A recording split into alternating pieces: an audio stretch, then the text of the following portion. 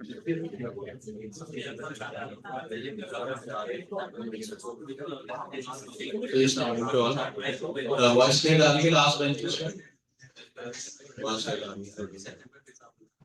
Class first bench class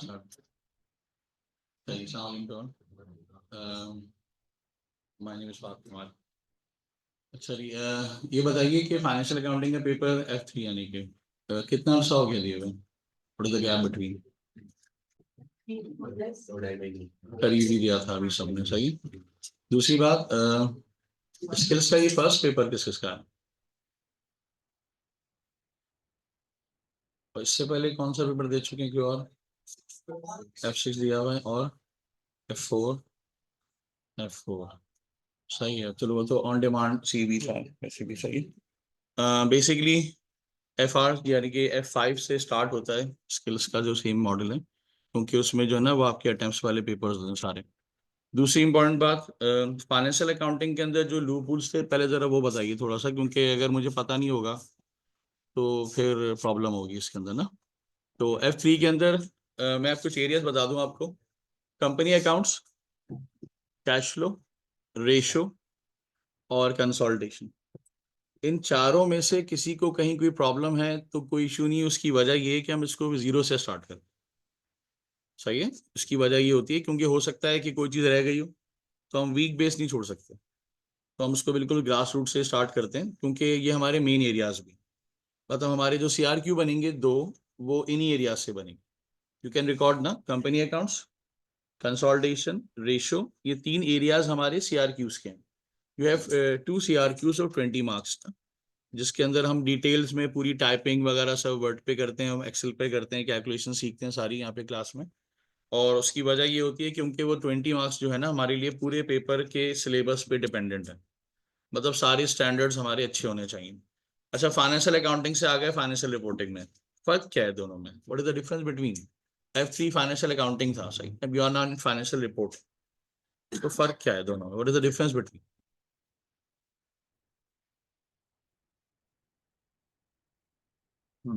अगर मैं ऐसे कहूँ कि एम्प्लॉय से मैनेजर बन गया, एम्प्लॉय से मैनेजर बन गया, तो जब SBR पढ़ेंगे ना डायरेक्टर के, उस पर मतलब वी जस्ट ऑर्डर और जस्ट चेक कि क्या कर रहे हैं सब लोग ना, और यहाँ मैनेजर बन के हम चेक एंड बैलेंस करेंगे कि हमारे सबऑर्डिनेट्स क्या कर रहे हैं। तो बताओ हमारे स्टैंडर्ड्स पे ग्रिप कैसी होनी चाहिए? If you want to check things, अच्छी होनी चाहिए ना। तो हमें यहाँ पे पूरी की पूरी अकाउंटिंग जो है ना, पूरी की पूरी अकाउंटिंग स्टैंडर्ड बेस पढ़नी। हमारी वो बचकाना चीजें खत्म हो चुकी हैं, कंट्रोल अकाउंट, बैंक रिकंसिलिएशन, ये सब चीजें हमारी खत्म हो चुकी हैं। अब हम रिपोर्टिंग स्टैंडर्ड्स की तरफ जा रहे हैं, सही है। तो इसके अंदर पढ़ने का तरीका होता है कि आपके 5 एलिमेंट्स पे तो ग्रिप होनी ही चाहिए, जैसे कि मैंने स्क्रीन पे लिखे हुए एलिमेंट्स ऑफ फाइनेंशियल स्टेटमेंट। मतलब FR पढ़ लें तो asset, liability, expense, income, capital में फर्क तो पता होगा ना। ये 5 तो मतलब हमारे पिलर्स हैं। अब थोड़ा सा डिफरेंट हो जाएगा क्योंकि एसेट की नेचर्स बदलेंगी, आइडेंटिफिकेशन बदलेगी, लायबिलिटी की नेचर बदलेगी, आइडेंटिफिकेशन बदलेगी। सर क्या मतलब है दोनों का? एसेट तो बहुत पढ़ा, सही है। क्वालिफाइंग एसेट पढ़ा, आइडेंटिफाइबल एसेट पढ़ा, सही। ये कुछ नया है, मतलब थोड़ा डिफरेंट है, क्योंकि हर स्टैंडर्ड की अपनी लैंग्वेज है छोटी सी, सही। स्टैंडर्ड बेसिकली है क्या? स्टैंडर्ड है रोड मैप, मतलब चलना किस पे है। दूसरी इंपॉर्टेंट बात, स्टैंडर्ड समझ लो लॉ है। लॉ को कैसे पढ़ते हैं? कोई चीज अपनी तरफ से कर सकते हैं उसमें? नहीं कर सकते। अब स्टैंडर्ड में मुझसे 10 दफा सवाल पूछो, सर ये क्यों हो रहा है, मैं आपको उसकी नेचर के हिसाब से उसकी प्रेजेंटेशन बताऊंगा। सर ऐसा क्यों करते हैं, सर ये उसके नेचर के हिसाब से बताऊंगा, समझ में आ जाएगी बात। लेकिन करना वही है भाई, सही है। We have to follow the foot steps. तो एक स्टैंडर्ड पे ग्रिप होने का मतलब है आपकी जिंदगी में वो स्टैंडर्ड जब भी टकराएगा, आपसे जो भी सवाल किया जाए उसके बारे में आपको A to Z सब पता होना चाहिए। तो once we close a standard, आपकी ग्रिप होनी चाहिए हर MCQ पे, हर ऑब्जेक्टिव टाइप क्वेश्चन पे, हर CRQ। क्या ख्याल? मतलब हम एंड इस तरह से करते हैं, मतलब पढ़ाने का मॉडल मेरा इस तरह से होता है कि मैं स्टैंडर्ड क्लियर करता हूँ पूरा, अपनी प्रैक्टिस मटेरियल कराने के बाद किट, CRQs क्लास में ही करा देते। तो जब घर में जाके दोबारा पढ़ते हैं तो वो सेकेंड अटेम्प्ट होती है आपकी, वो आपकी फर्स्ट अटेम्प्ट नहीं होती। तो जहन में ना घूम रहा होता है ये एमसीक्यू मैंने पढ़ा था, ये सवाल मैंने देखा हुआ है, बनिस्बत उस तरह से जैसे कि बेटा ये कर लेना। माशाल्लाह बेटे इतने मजबूर हो जे बॉन्ड हुए हुए हैं माशाल्लाह से सारे, कि दही भी लाना है, रोटियां भी लानी है, और घर के सारे काम घर वालों ने इन्हीं को दिया। इसलिए अगले दिन आके कहते हैं सर वो टाइम नहीं मिला। तो सबसे बिजीएस्ट लोग हैं ये। तो मैंने कहा एक काम करते हैं, पहला पहला खुद करवा देते हैं, दूसरी दफा जब रिवाइज करने बैठेंगे ना तो उनको ऐसा लगेगा हाँ पहले पढ़ा था, बैकअप मेमोरी में था, तो चलो तैयारी अच्छी हो जाएगी। सही। फिर कुछ स्टैंडर्ड्स के बाद हम जो है ना वो लैब क्लासेस में आ जाएंगे, जैसे ये भी लैब क्लास है, तो उसके अंदर फिर हमें बड़े क्वेश्चंस करने होंगे। सही है। थोड़ा सा उसमें प्रैक्टिस करनी है, टाइम स्टिपुलेट करने की बात, क्योंकि असल असल मसला ना टाइम मैनेजमेंट का होता है सबसे बड़ा। हेलो। हाँ वही वो मसला हल हो गया, नेट नहीं चल रहा था। हाँ हाँ सही आ गया। अच्छा जी, बहरहाल तो फाइनेंशियल अकाउंटिंग हो चाहे कोई भी अकाउंटिंग हो, वो अपने पिलर से बाहर तो नहीं जा सकती बेचारी। सही है। तो 5 एलिमेंट्स हो गए आपके, जिसके ऊपर आपको चलना है। हर स्टैंडर्ड के अंदर जो है कोई ना कोई इनकम स्टेटमेंट एक्सट्रैक्ट होगा, क्या बैलेंस शीट एक्सट्रैक्ट होगा। ये क्या होते हैं दोनों, बताओ थोड़ा सा। Income statement extract, balance sheet extract, ये क्या होता है? ये एमसीक्यू में बहुत, ये एमसीक्यू में यही आता, समझ लो। सही। एक्सट्रैक्ट मींस ये स्टैंडर्ड इनकम स्टेटमेंट में कहाँ जाता है, ये स्टैंडर्ड बैलेंस शीट में कहाँ जाता है। अब कोई स्टैंडर्ड पूरी बैलेंस शीट तो नहीं होगा ना, क्या ख्याल है? कोई स्टैंडर्ड पूरी इनकम स्टेटमेंट भी नहीं होगा, वो उसका पार्ट होगा। हर स्टैंडर्ड में कोई ना कोई एलिमेंट कहाँ जा रहा होगा, इनकम स्टेटमेंट में, दूसरी जगह बैलेंस शीट में। दो ही जगह होती है, बीच में चेंज इन इक्विटी आएगा, statement of change in equity. सही। कैश फ्लो एक अलग दुनिया है, जब तक किसी कंपनी की income statement, change in equity, balance sheet नहीं बन जाती, you can not plot cash flow. Cash flow एक मोहताज चीज है, वो कहता है डेटा दोगे तो बनेगा। क्या ख्याल है? तो अगर आपकी इनकम स्टेटमेंट गलत, बैलेंस शीट गलत, चेन इक्विटी गलत, तो ऑटोमेटिकली आपका कैश फ्लो गलत होगा। सही है। तो कैश फ्लो को हम बनाते हैं जब सब चीजें ऑडिटेड हो जाती है। ड्राफ्ट अकाउंट अगर हम बनाएंगे, ड्राफ्ट अकाउंट का मतलब है बिफोर ऑडिट। तो पेपर में ज्यादातर क्वेश्चन है ना ड्राफ्ट अकाउंट लिखा होगा, if you have draft accounts, उसका मतलब इसमें कहीं ना कहीं कोई गलती है, कोई एडजस्टमेंट रह गई है, कुछ लूप होल्स बाकी हैं। और अगर फाइनल अकाउंट हो जाए इसका मतलब ऑडिट हो गया। क्या ख्याल है? तो हमें फिलहाल कोर्स के अंदर ना चेक अकाउंट्स को ड्राफ्ट तक पहुंचाना है। बात समझ में आ रही कि भाई बनाते कैसे हैं? उसमें हम पूरी कोशिश करेंगे हर स्टैंडर्ड को प्रॉपरली फॉलो करें। सही है। और एक स्टैंडर्ड को सही से फॉलो करने के बाद आपके उसको जो एक्सट्रैक्ट होंगे ना, वो आपको क्या हेल्प करेंगे, जब आप एक फाइनल अकाउंट का सवाल कर रहे होंगे यहाँ बैठे हुए मेरे साथ, तो एक्सट्रैक्ट जहन में घूमेंगे, सर इस वर्किंग के बाद इसको हम कहाँ लेके गए थे, इनकम स्टेटमेंट की फला प्लेस। क्या ख्याल है? मतलब एसेट्स में कितनी जगहें होती हैं, दो कैटेगरीज तो क्या क्या हो जाती हैं इसकी, करंट और फिर फर्दर नॉन करंट किस में टूटता है, टेंजिबल और इंटेंजिबल पे। तो समझ लो टेंजिबल और इंटेंजिबल के दो अलग स्टैंडर्ड्स हैं। सही है, सुन लें। और जो करंट एसेट्स हैं उसके छोटे छोटे, जैसे इन्वेंट्री का हो गया S2, और इस तरह रिसीवेबल के लिए हो गया, ये छोटे छोटे स्टैंडर्ड्स आते हैं। सही है। अब बस ये ध्यान में रखिएगा कि पूरी अकाउंटिंग जो है ना स्टैंडर्ड बेस है, तो कोई भी जो है ना बगैर फीस के तो नहीं बैठा हुआ। देखो अगर बैठा हुआ है ना तो फिर उसके लिए उसको सवाल करना नहीं आएगा ना। देखो अगर आपने पैसा लगाया ना तो सवाल करना आपका हक है। सही है। तो सवाल सबको करना है, भले 10 दफा करें। भाई मुझे समझ में नहीं आ रहा, मैं तो क्वेश्चन करूंगा। बात समझ में आ रही है? आप एग्जॉस्ट हो रहे हो, आपका मसला है। पेपर की फीस मुझे भी देनी है, पेपर की फीस कोई हल्की भी नहीं है। क्या ख्याल है? और क्योंकि अच्छे मार्क्स लेके अपने कंसोल्ड स्टेटमेंट को अच्छा बनाना है, तो भाई देखो सवाल तो करने हैं। बात समझ में आ रही है? रोजाना का होमवर्क ज्यादा नहीं दूंगा, थोड़ा सा ही होगा। अगर वो रोजाना करके आ जाओगे तो अगले दिन मुझसे सवाल कर सकते हो, सर ये कहाँ कहाँ फंस रहा था। Once you complete an standard, आपको फौरन जाके स्टडी हब के 5 से 6 क्विज एमसीक्यूज होते हैं, वो अटेम्प्ट करना। बात समझ में आई? किट तो मैं यही करवा दूंगा, स्टडी हब फौरन जाके अटेम्प्ट कर लेना। अगले दिन आके बताना सर कौन सा सवाल प्रॉब्लम कर रहा था। मतलब जब हम एक स्टैंडर्ड को खत्म करेंगे तो वो सिरे से क्या होगा, वो बिल्कुल वाइंड अप हो जाएगा, उसमें एक एरिया भी मुझे वीक नहीं छोड़ना। क्योंकि कोई फायदा नहीं है ऐसी बिल्डिंग बनाने का कि उसमें सारे वीक एरिया छोड़ दूं, एंड में जब मुझे कंसोलिडेट बनानी पड़े तो वहां कहने सर वहां क्या हुआ था, इधर क्या हुआ था, तो प्रॉब्लम आएगी। तो if you got a leave वगैरह, छुट्टी भी कर रहे हैं तो भाई रिकॉर्डिंग्स होंगी, काइंडली उसको देख के आए। सही है। हर स्टैंडर्ड की शुरू की क्लास इंपॉर्टेंट होती है क्योंकि उसमें उसकी बेस बनती है, फिर प्रैक्टिस क्लासेस होती हैं उसके बाद, सही है। तो वो तो चलो रिकॉर्डिंग से भी समझ रहे, अगर बेस ही नहीं बनी, सर ये यहाँ क्यों जा रहा है, वहां क्यों जा रहा है, सही है, इस तरह के सवाल होंगे। अच्छा, कंपोनेंट्स ऑफ फाइनेंशियल स्टेटमेंट कितने हैं, 5, याद है किसी को?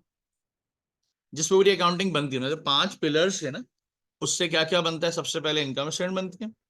इनकम स्टेटमेंट में सिर्फ 2 चीजें जाती हैं, हर तरह की इनकम, हर तरह का एक्सपेंस। तो 2 एलिमेंट्स तो ये लेके चलेगा, सही है। अब अगर कोई अकलमंद गलती से भी किसी एसेट को वहां ले जा रहा है तो भाई तुम्हारी अकाउंटिंग की बेस अभी तक बनी नहीं है। सर गुडविल इनकम स्टेटमेंट में कहाँ जाती है? ऐसी ऐसी सवाल कर रहे हैं मुझसे ना।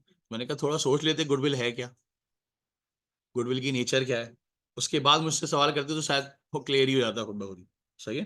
तो हाँ, इनकम स्टेटमेंट रिलेटेड कोई भी चीज हो तो वो तो आप मुझसे प्लेस पूछ सकते हैं, सर ये कहाँ जाएगी। क्या लिखा हुआ है, if this is very first paper of sorry, नहीं जरूरत नहीं, जैसे मैंने आपको कहा ना, हम 4 टॉपिक्स पे जीरो से पढ़े, वही 4 बेसिस हैं।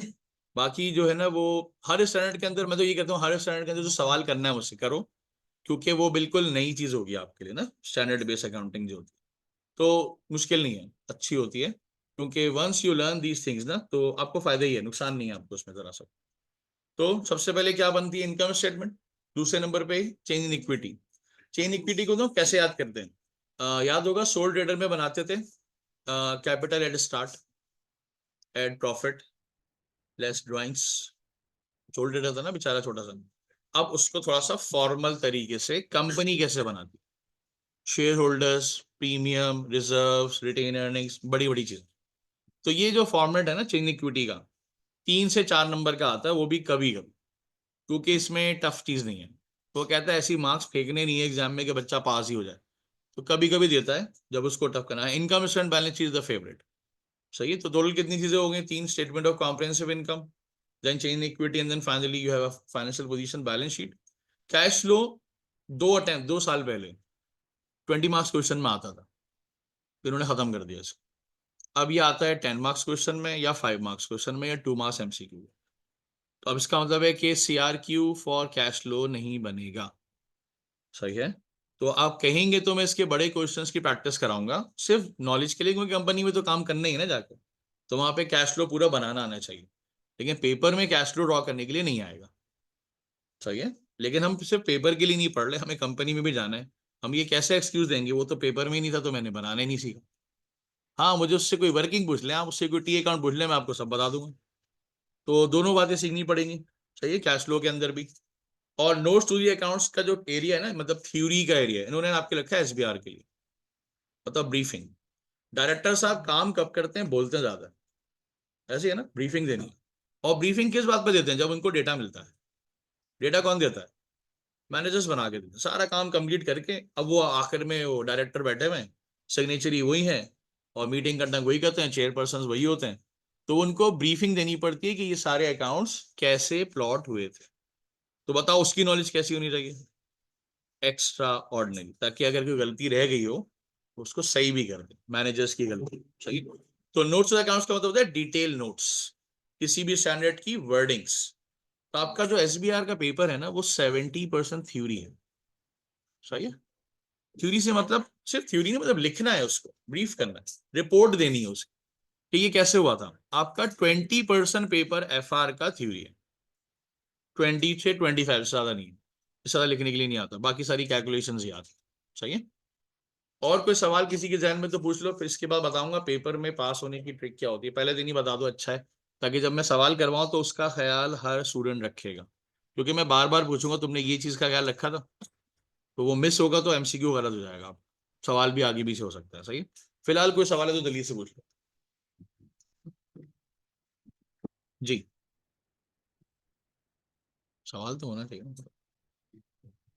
अच्छा जी देखो, कोई भी एमसीक्यू आएगा ना एग्जाम में, 3 चीजें चेक करना जाके। कोई भी सवाल आ जाए एग्जाम में, 3 चीजें चेक करना, ये ट्रिक फॉर द एफआर है, सीधी सी बात है, पहले दिन ही सीख लो। सर स्टडी टेक्स्ट पढ़ना है, देखो अगर पढ़ने वाले स्टूडेंट हो तो पढ़ना है, या नहीं पढ़ना।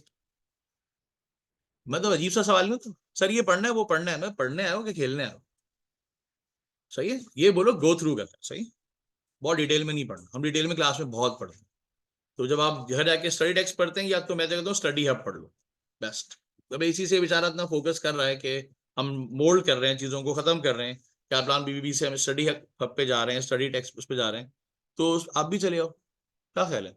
उसकी थ्योरी पढ़ लो, सही है। उसके बाद बीबीबी क्या प्लान पढ़ना है तो सही है, अदरवाइज थ्योरी इनफ है, मैं थ्योरी की हैंड आउट अलग से दूंगा, अब वो भी पढ़ लोगे तो इनफ हो जाता है, सही, मसला नहीं है। और बाकी अच्छा ओके सर, हो गया। अच्छा सर 31 मार्च बुक्स किड्स मैं सब सेंड करूंगा अभी, तो मैं latest kids, latest study tax, सारा नेटिव मटेरियल अभी ग्रुप पे डाल दो, पढ़ते रहो, जिसको उसमें पढ़ना है पढ़े, जिसको बुक्स लेनी है बुक्स भी ले सकता है, सही, कोई मसला नहीं। और कोई सवाल? हाँ सर बताइए, बनाए नहीं अभी तक ना सर, सर बताता हूँ मैं, इंशाल्लाह बनाता हूँ। अच्छा ये बताओ कि पेपर में एयर एंड क्या क्या हो सकता है, पता है आपको? एयर एंड दिसंबर नहीं होगा भाई, एफ आर है, शरीफ नहीं है, कुछ भी दे देगा। तो we have to count the months in the year end. एक सवाल शराफत से नहीं बनाएगा भाई, ईयर एंड एक साल में 12 महीने होता है, तुम्हें ख्याल ही 3 महीने बाद आता है कि भाई कंपनी ने फला चीज रिवाइज कर दी, इसका मतलब है 3 महीने पहले पॉलिसी कैलकुलेशन अलग थी, 3 महीने बाद की चेंज कैलकुलेशन पॉलिसी। अब आप मुझसे पूरे साल का आंसर पूछोगे तो मैं तो 3 महीने का सवाल अलग करना पड़ेगा सॉल्व, और 9 मंथ्स का अलग। आप मुझसे पूछोगे after the revise policy what is the answer, तो मुझे सिर्फ 9 मंथ्स का आंसर देना है, मतलब मुझे अलर्ट रहना है, सही। 3 महीने बाद पॉलिसी चेंज हुई, 9 मंथ्स के बाद क्या हुआ, रिवाइज आंसर देना। और पॉलिसी से पहले क्या था ऐसा भी करता, पॉलिसी वाले दिन क्या हुआ था ऐसे भी पूछता, the exact date when the policy changes what happens. तो जो चेंजेस आई होंगी उसमें कुछ फर्क पड़ा होगा, आंसर्स निकले होंगे, नेट बुक वैल्यू निकली होगी, वो भी पूछ लेता है। तो उसके पास पूछने के एंगल्स क्या हैं, बहुत सारे, हमें समझना है सवाल। तो बेचारे को 3-4 लाइन के सवाल में कहाँ फंसाना आता है सिर्फ उसको, मंथ्स में, ईयर्स में। उसने ये ठानी भी है कि स्टूडेंट को सवाल तो छोटा देना है ताकि जल्दी रीड हो जाए, लेकिन उसके अंदर कॉम्प्लेक्सिटी एफ आर लेवल की रखे। इसका मतलब है जाके सबसे पहले रिक्वायर्ड के एयर एंड को पढ़ना है। क्या समझ में आई? एयर एंड पढ़ा, फिर देखा सवाल में क्या चल रहा है, पता चला 3 साल पुरानी बात चल रही है, 10 साल पुरानी बात चल रही है, और आज मुझसे कौन से एयर का बात पूछ रहे हो, सही है। फिर करंट एयर का पूछ रहे हो या कम्युलेटिव पूछ रहे हो, एक्यूमुलेट भी होता है ना किसी याद, एक होता है करंट ईयर मतलब इनकम स्टेटमेंट, एक होता है accumulate balance sheet. Balance sheet तो हर चीज नेटबुक वैल्यूज पे जाती है, लेकिन for the income statement you have to make the current years answers. इसका थोड़ा सा ख्याल रखना है, पूरा पेपर जो ना अलर्ट रहने से क्लियर हो जाएगा, हार्ड नहीं आएगा, लिख लो ये। अलर्ट नहीं रहे ना, मैंने सर एयर नहीं पढ़ा, मैंने कहा तो तूने कुछ नहीं पढ़ा था सर, मैं भूल गया, मैंने कहा ये भूलने की चीज थी नहीं, एयर तो पहले पढ़ना था। अच्छा विच स्टैंडर्ड, अच्छी बात बता दूं, ऊपर लिख देता है as per IS 37 provision contingent asset contingent liability, मैंने कहा चलो शुक्र हो गया, आपने मुझे सवाल के अंदर जो स्टैंडर्ड यूज है वो बता दिया। बहुत कम ऐसे MCQ है जिसमें वो बगैर स्टैंडर्ड का नाम लिए सवाल फेंक रहा है, आप बात समझ में आ रही है? उसका सवाल as per IS 2 inventory valuation, फिर बात आगे बातें सारी लिखता है। तो हमें पहले फोकस करना है किस स्टैंडर्ड का सवाल पेपर में आ गया। 15 MCQs आएंगे, उसमें भी अलर्ट नहीं रहे तो 30 नंबर, और वो बड़े आसान है लेना। उसकी वजह यह है आप 2 मार्क्स के सवाल में ज्यादा मुझे घुमा नहीं सकोगे, ज्यादा लेंदी नहीं दे सकोगे। हाँ मुझे CRQ तो रोटी की उसमें लेंदी क्वेश्चन दो, मतलब 3 एरियाज होते हैं हमारे पास MCQs। मैं आपको सिलेबस दिखाता हूँ आपका छोटा सा पहले जरा, मैं इसको सेंड भी कर दूंगा, अच्छा है कि सबके पास आ जाए।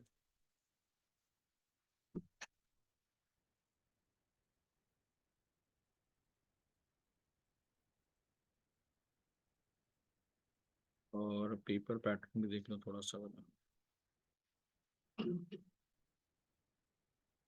ये रहा। ये बेसिकली आपका पेपर है, सेक्शन ए आपका जो है ना वो कंप्यूटर बेस्ड एग्जाम, 15 MCQs हैं, मतलब कि 2-2 मार्क्स के छोटे छोटे सवाल होते हैं। और इसमें ना 2 स्टैंडर्ड मिक्स बहुत कम आते हैं, क्योंकि फिर 2-2 मार्क्स के सवाल के लिए स्टूडेंट बड़ा लेंदी नहीं बन कर सकता ना। तो फिर OTQs यानी कि ऑब्जेक्टिव टाइप क्वेश्चंस, इसकी क्वालिटी ये होती है 10 नंबर की होती है, लेकिन ACC वाले कहते हैं स्टूडेंट्स को समझाएं ये MCQs ही हैं, क्योंकि इसमें 5 पार्ट्स होते हैं, 2-2 मार्क्स ईच, सही है। तो ये भी MCQs हैं। तो टोटल एमसीक्यूज कितने हो गए अब? 30। कितने मार्क्स के हो गए? 60। आप अपनी एफर्ट से, हाँ यार, आप अपनी एफर्ट से इसके अंदर अगर 80% एफर्ट्स भी लगा ले, कितने मार्क्स हो गए? 60 मार्क्स के पेपर में 80% ही एफर्ट लगा लेते हैं एमसीक्यूज को सही करने की। फर्ज करो कितने हो गए? तो देखो एटलीस्ट पास होने के लिए कितने मार्क्स चाहिए? कितने मार्क्स रह गए? मैं तो पूरा करने के लिए बोल ही नहीं रहा, मैं तो कह रहा हूँ भाई ग्रेड्स अच्छे आने चाहिए। मैं तो कह रहा हूँ फेल होने वाला पेपर है नहीं भाई, ये समझा रहा हूँ। दूसरा, आगे जो सीआरक्यूज है ना 20 मार्क्स की, उसमें से 12 नंबर गिफ्ट के मैं दूंगा। गिफ्ट का मतलब है टाइप, पढ़ना है, लिखना है, देख देख के लिखना है। उसके आधे आधे नंबर बताऊंगा कहाँ कहाँ पड़ेगा। कितने मार्क्स हैं? 12। बाकी नॉलेज एडजस्टमेंट्स, सही बात है, मार्क्स बढ़ाने तो एडजस्टमेंट सही करो, मार्क्स अच्छे मिलेंगे। वरना टाइप करने के मार्क्स हैं फ्री, क्योंकि मार्क्स तो देने हैं उसको। इनकम स्टेटमेंट बनवानी है आपसे, बैलेंस शीट बनवानी है आपसे, रेशो निकलवाने हैं आपसे, कंसोलिडेशन बनवानी है उसको आपसे। तो बनेगी कैसे जब तक हम डेटा टाइप नहीं करेंगे? सही है। फिर डेटा एडजस्ट भी होगा, एडजस्ट के एक्स्ट्रा मार्क्स हैं जो आपको एक्स्ट्रा मार्क्स देंगे। लेकिन टाइप करने के मार्क्स एग्जामिनर बॉन्ड है कि आधा नंबर मुझे देना है हर उस चीज को टाइप करने का जो डेटा में दी हुई है। तो इसमें से 12 नंबर तो ऐसे निकल आते हैं। देखो पेपर में तो 60 नंबर में से कम किसी के भी नहीं आने चाहिए। सही है, कम से कम 60 नंबर ना, वरना 90s में स्कोर आराम से जाता है, कोई मसला ही नहीं, सुकून से जाता है। सही।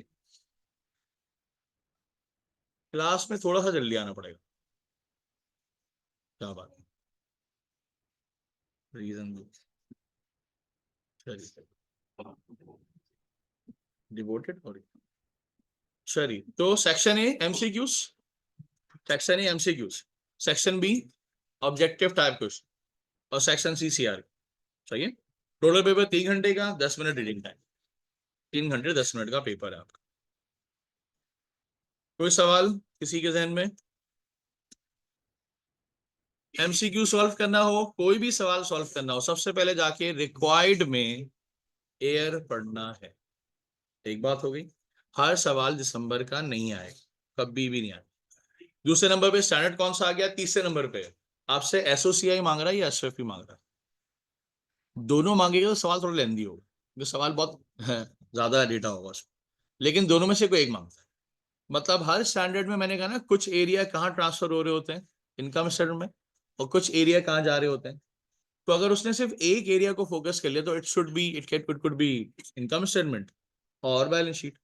बैलेंस शीट होगी तो थोड़ा लेंदी होगा, कंफर्म। उसकी वजह इनकम स्टेटमेंट से गुजर के ही कहाँ पहुंचते हैं, तो वो थोड़ा लेंदी सवाल होगा फिर उसमें। सही है। फिर देखो काइंडली किसी एक एरिया को कहेगा ना तो बता देगा, जैसे depreciation expense for the year, first करो। सही है। अगर उसने कहा profit and loss extract for the year, इसमें फर्क है। Depreciation expense for the year, income statement extract for the year, इसमें फर्क समझाओ। देखो मैं बताता हूँ, अगर उस सवाल में किसी तरह का भी एक्सपेंस है, किसी तरह की भी इनकम है, तो एक्सट्रैक्ट में वो सब जाएगा। 4 भी होते हैं, 5 भी होते हैं, 3 भी होते हैं। लेकिन जब उसने कहा depreciation expense for the year, इसका क्या मतलब है? सिर्फ डेप्रिसिएशन चाहिए। Finance cost for the year, finance cost. अच्छा, किसी सवाल में ना फाइनेंस कॉस्ट भी निकल ली थी, मतलब इंटरेस्ट, और डेप्रिसिएशन भी निकला था। उसको पूछने का स्टाइल क्या होगा? Profit and loss extract for the year. अब बताओ क्या क्या निकालेंगे? दोनों निकाल। उसमें एक अदर इनकम भी थी छोटी सी, कैलकुलेट हो रही थी सवाल में। अब क्या करेंगे? और फिर उसको नेट ऑफ करके क्या दिखाएंगे? आंसर। क्योंकि एक्सट्रैक्ट मांग लिया तुमने, तो एक्सट्रैक्ट का मतलब है हर तरह की इनकम, हर तरह का एक्सपेंस, उसको नेट ऑफ करना है, फिर टिक लगाना है। अब आपने क्या किया? 3 चीजें निकालनी थी, 2 निकाल रहे हैं, आंसर ढूंढ रहे हैं, नहीं मिल रहा। क्यों? गलती कहां हो रही है? आपने सवाल को पढ़ा नहीं, लिखा था profit and loss extract for दिया।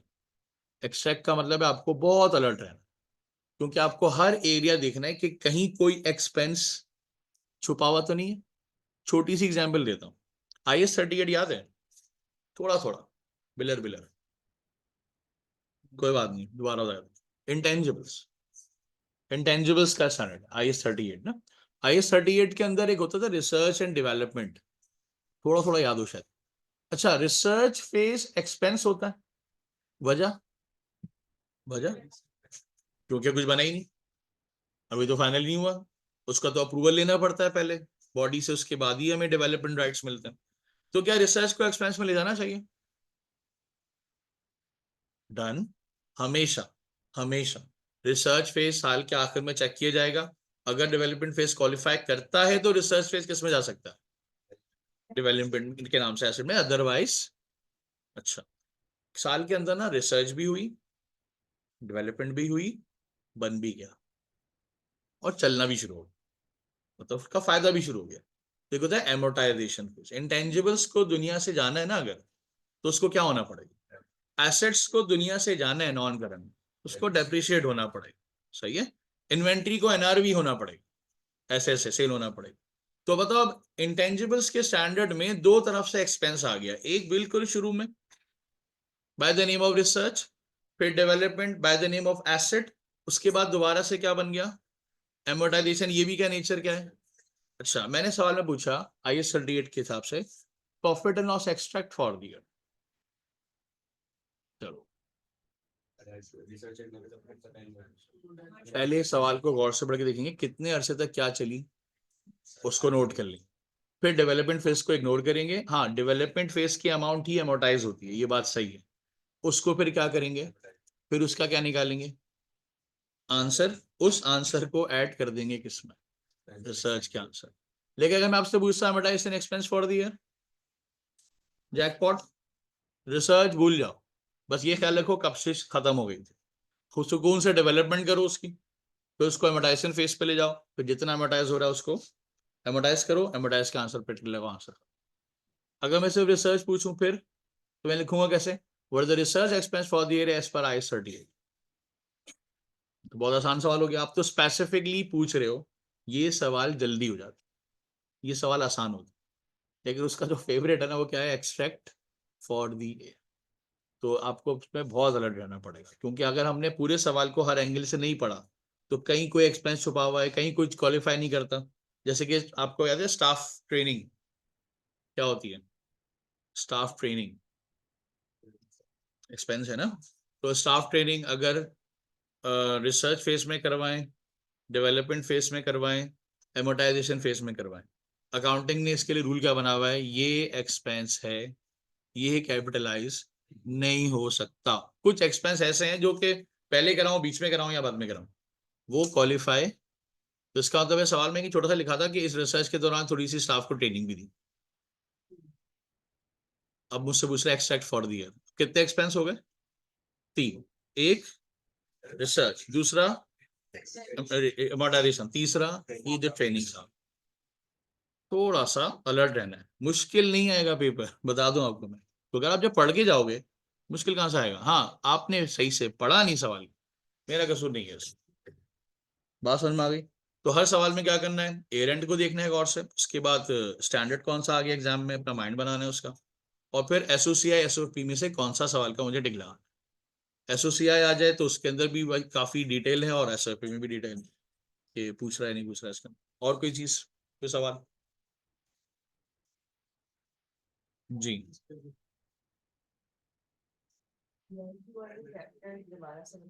CRQ वाले चैप्टर्स बहुत आसान है, मैं आपको ये सिलेबस भेजूंगा ना, प्रोपोर्शनल एक्सपेंसेस, और हाँ ये फेवरेट है, प्रोपोर्शनेट FR का फेवरेट है। मतलब हर चीज को 2 महीने में, 4 महीने में, 8 महीने में तोड़ना, कह रहे वरना सवाल में मजा नहीं आता।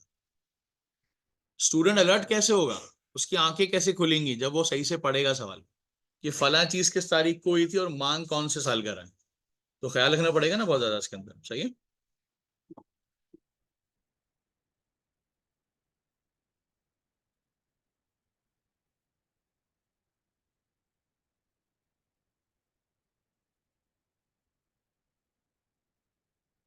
ये देखें, ये जो बात लिखी हुई है ना, the 20 marks question will examine the interpretation, मतलब रेशोस। रेशोस फेवरेट हुआ। The reason behind, ratio is not an standard, ratio standard नहीं है, लेकिन रेशो को निकालने के बाद ना आपको इंटरप्रीट करना कि are you a good analyst और नॉट, सही है। तो ये स्किल्स यहाँ डालने की वजह से क्या हुआ कि आपका SBR अच्छा हो गया, क्योंकि वहां पे थ्योरी है। तो यहाँ 20 नंबर संभाल लो, वहां पे वो नंबर खुद ही सही हो जाए। सही है, एनालिस्ट होना चाहिए वैसे। अच्छा, वो क्लास में हम डिबेट करेंगे उसमें रेशियोज के अंदर, और रेशियो हम आखिर में इसलिए पढ़ते हैं, शुरू में नहीं पढ़ते हैं, क्योंकि मुझे स्टैंडर्ड्स की नॉलेज चाहिए सारी, मुझे पूरे पेपर की FR की ग्रिप चाहिए। तो जब वो सवाल में ट्विस्ट करेगा ना, देखो वहां में कोने में, जब जब सवाल में ट्विस्ट करेगा ना किसी स्टैंडर्ड के बारे में, तो क्योंकि हम वो पढ़ चुके होंगे तो हमें प्रॉब्लम नहीं होगी। सही है, रेशियो शुरू में करा के खुश करने का कोई फायदा नहीं, क्योंकि रेशियो थोड़ा डिटेल में आता है, जितनी नॉलेज अच्छी होगी उतना फायदा। दूसरा, प्रिपरेशन ऑफ फाइनेंशियल स्टेटमेंट, ये सिंगल एंटिटी मतलब किसी भी कंपनी की इनकम स्टेटमेंट, इक्विटी और बैलेंस शीट बनानी हो। और आखिर में क्या लिखा हुआ है, और अ ग्रुप। मतलब यहां गौर किया किसी ने, स्टूडेंट ने, मतलब मैं स्टूडेंट को समझाया कि इंटरप्रिटेशन के बाद एंड लिखा हुआ है और इसके बीच में और लिखा हुआ है, इसका मतलब है वो दोनों में से एक देगा। अब ये ख्वाब निकाल दे जहन से कि कंपनी और कंसोलिडेशन आके आपके जैकपॉट लगने वाले, नहीं होगा ऐसा, नहीं होगा ऐसा। किसी की किस्मत में कंपनी अकाउंट्स का सवाल, किसी की किस्मत में कंसोलिडेशन, जब आप पेपर देने जाएंगे। रेशो तो सबके हिस्से में है, मतलब वर्डिंग से तो मुझे यही समझ में आया। और उसने 2 साल मतलब 8 अटेम्प्ट से रेशो ड्रॉप नहीं किया, रेशो में वैरायटी आ रही। अच्छे इतने साल से पढ़ाने की वजह से पता चलेगा कि क्या देने वाला है, तो बता देंगे भाई क्या देने वाला है, उसकी प्रैक्टिस करा देंगे। 5 सवाल निकाले ऐसे जिसके बाद छठे सवाल की वैरायटी उसके पास भी नहीं, बेचारे के पास। तो हम उसकी इतनी प्रैक्टिस कर लेंगे उन 5 एरियाज की कि वो इनमें से ही कोई एक सिनेरियो दे देगा, पेपर में करके आ जाएंगे उसको। क्या ख्याल?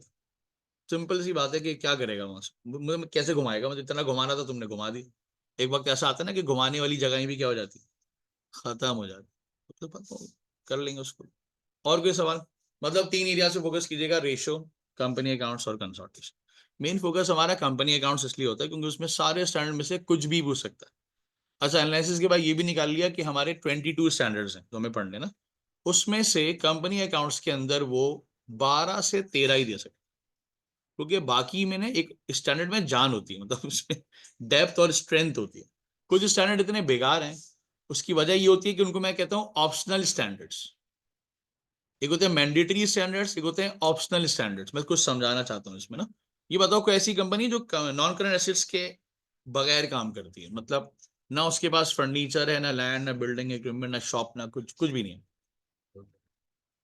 इवन सर्विस सेक्टर के पास भी कुछ ना कुछ होता है, छोटे मोटे एसेट तो होते होंगे ना। अब ये बताओ, IS 16 pertains to property plant equipment, तो उससे जान छूटेगी हमारी जिंदगी में? कभी कभी जान नहीं छूटेगी। ये वो स्टैंडर्ड है जिसको पढ़ने में हमारी 2 क्लासेस 3 क्लासेस भी लग सकती, लगने दो, क्योंकि ये जान नहीं छोड़ता आप, तो इसको हम ज्यादा पढ़ेंगे। क्या ख्याल है? लेकिन क्या हर कंपनी इन्वेस्टमेंट करती है? ये शर्त है कि कंपनी इन्वेस्टमेंट करे? शर्त नहीं है। चलो, उसने कहा मैं शेयर्स में इन्वेस्टमेंट कर दे, पैसे बहुत हैं, तो इसका स्टैंडर्ड बदल गया, शेयर्स का स्टैंडर्ड अलग है। उसने कहा नहीं, मैं प्रॉपर्टी में इन्वेस्ट करूं। मैंने कहा इन्वेस्ट करने की नीयत वो बढ़ती रहेगी, पड़ी रहेगी अपनी जगह, फिर कभी बेचना होगा तो क्या करेंगे? तो हमने इसके लिए IS 40 रख दिया। हम तो अकाउंटिंग में इस तरह कहते हैं intention change, standard change. When you change your जो है ना इंटेंशन, तो आपको स्टैंडर्ड क्या करना पड़ता है, फौरन बदलना पड़ता है। तो कुछ सवाल ऐसे भी आ रहे हैं एग्जाम में, आपने साल के बीच में इंटेंशन क्या की, चेंज कर दिया, तो कितने स्टैंडर्ड लगेंगे? एक पुराना वाला, फिर इंटेंशन चेंज, फिर नया वाला। तो ये है FR के ट्विस्ट थोड़े से ना, कि भाई शराफत से एक ही स्टैंडर्ड का शुरू करो और आखिर कर दो, मुझसे सवाल पूछ लो उसके, मुझे इसमें क्या प्रॉब्लम है। लेकिन आपको अचानक से ख्याल आता है ये प्रॉपर्टी हमारी जो है ना वो अब हमारे काम की नहीं है, क्यों ना इसको रेंट पे दे दिया। देखो, बेचोगे तो मैं IFRS 5 बोल दूं, it is a standard held for sale, बेचने की नीयत से, तो फिर हेल्ड फॉर सेल करना पड़ेगा। लेकिन अगर आप कहते हो नहीं मुझे इसको रेंट पे देना है, तो जिस वक्त आपकी इंटेंशन टू रेंट हो गई, IS 16 खत्म, उसी दिन खत्म हो जाएगा, रुक जाएगा, वहां से 40 शुरू होगा। मुझे ये भी सिखाना है कन्वर्जन वाले दिन क्या हो। मैंने कहा था नहीं, सवाल आता है एग्जाम में कि when you convert the standard what should be the steps for that. Steps क्या होते होंगे उसके, स्टेप सिखा देंगे। थ्योरी में बहुत आ रही है स्टेप, ट्रांसफर के स्टेप, यहाँ से यहाँ चले गए, अच्छा, ऐसा सकता है कि मैं इन्वेंट्री सेल करता हूँ, इज इट पॉसिबल? बड़ी बड़ी मशीनें बेचता हूँ मैं, लेकिन हमने सोचा कि एक मशीन खुद इस्तेमाल कर लें, इज इट पॉसिबल? तो हम IS2 से जंप करके IS16 में जा रहे हैं, तो इसके रूल्स होंगे, क्या ख्याल है? तो ये सारे फिर रूल्स पढ़ने पड़ेंगे हमें इसके एग्जाम के हिसाब से। और कोई बात इसके अंदर? अच्छा जी, तो CRQ में 3 के अलावा चौथा एरिया आप सोचेंगे अभी, सही। एक काम उसने किया इस बार, कहने कैश फ्लो तो नहीं देते ना, मैंने कहा जी आप नहीं देते, हम आपसे इंटरप्रिटेशन में कैश फ्लो का एक्सट्रैक्ट देके उसका ब्रीफिंग पूछ सकते हैं कि बताओ इसमें क्या हो रहा है। मतलब बना बनाया स्क्रीन पे कैश फ्लो बना हुआ होगा, आपको उसकी रिपोर्ट लिखनी है। तो मैं सिखा दूंगा कि कैश फ्लो की रिपोर्ट सबसे दुनिया की आसान रिपोर्ट हो। पूरी किट में एक सवाल है, कह तो दिया उन्होंने कि हम देंगे, दे क्यों नहीं रहे? फिर देते रहो, ताकि हम बच्चों के मार्क्स अच्छे करते रहे, क्योंकि उसकी रिपोर्ट के अंदर उसी के आंसर उसके अंदर ही हो। उसकी रिपोर्ट लेना सबसे आसान काम, सही है, इसीलिए मैं सिखा दूंगा। लेकिन बहुत जिसकी किस्मत होगी तो उसी को आएगा, और इतने आराम से आता नहीं है। चलिए, स्टैंडर्ड कन्वर्जन क्वेश्चंस MCQs में आएंगे। अगर ऐसा हुआ स्टैंडर्ड कन्वर्जन, तो कन्वर्जन वाले दिन की बात पूछ सकता है, कन्वर्जन से सिर्फ पहले क्या हुआ था ये पूछ सकता है, कन्वर्जन के बाद क्या हुआ था ये पूछ सकता है। कुछ क्वेश्चंस इन्होंने थोड़े से ना इलॉजिकल बनाए, मतलब वो 2 मिनट के सवाल नहीं है, और कुछ ऐसे भी बनाए कि सवाल पढ़ा, आंसर 30 सेकंड क्वेश्चन। तो आप ये मत सोचिएगा पेपर करते वक्त कि ये सवाल मुझसे क्यों हो रहे हैं, मैं बता दूं, इतना आसान तो नहीं था। मैं स्किल्स का स्टूडेंट, स्किल के सवाल तो हार्ड मुश्किल, हार्ड नहीं होना चाहिए, मुश्किल, सही। तो ये प्रॉब्लम इज दैट कि तो पूरा स्टैंडर्ड पढ़ लिया भाई तो कैसे घुमाओगे, ऐसे ही है ना।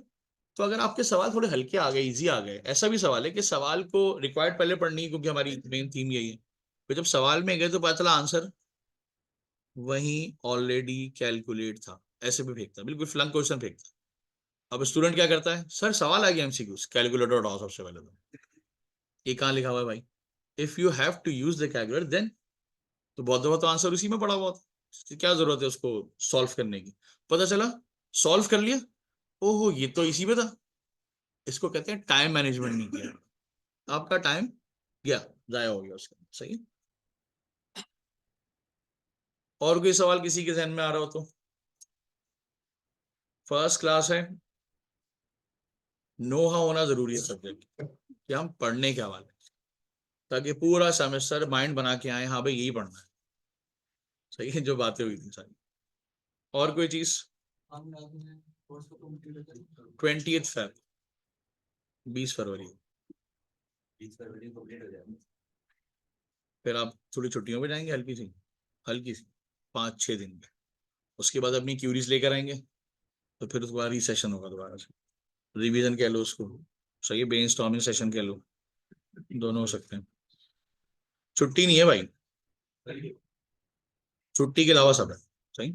अब तो आ गए ना, मैं एडमिशन ले लेना, खत्म हो गई बात। छुट्टी किस बात? ब्रेक का पूछ रहा है।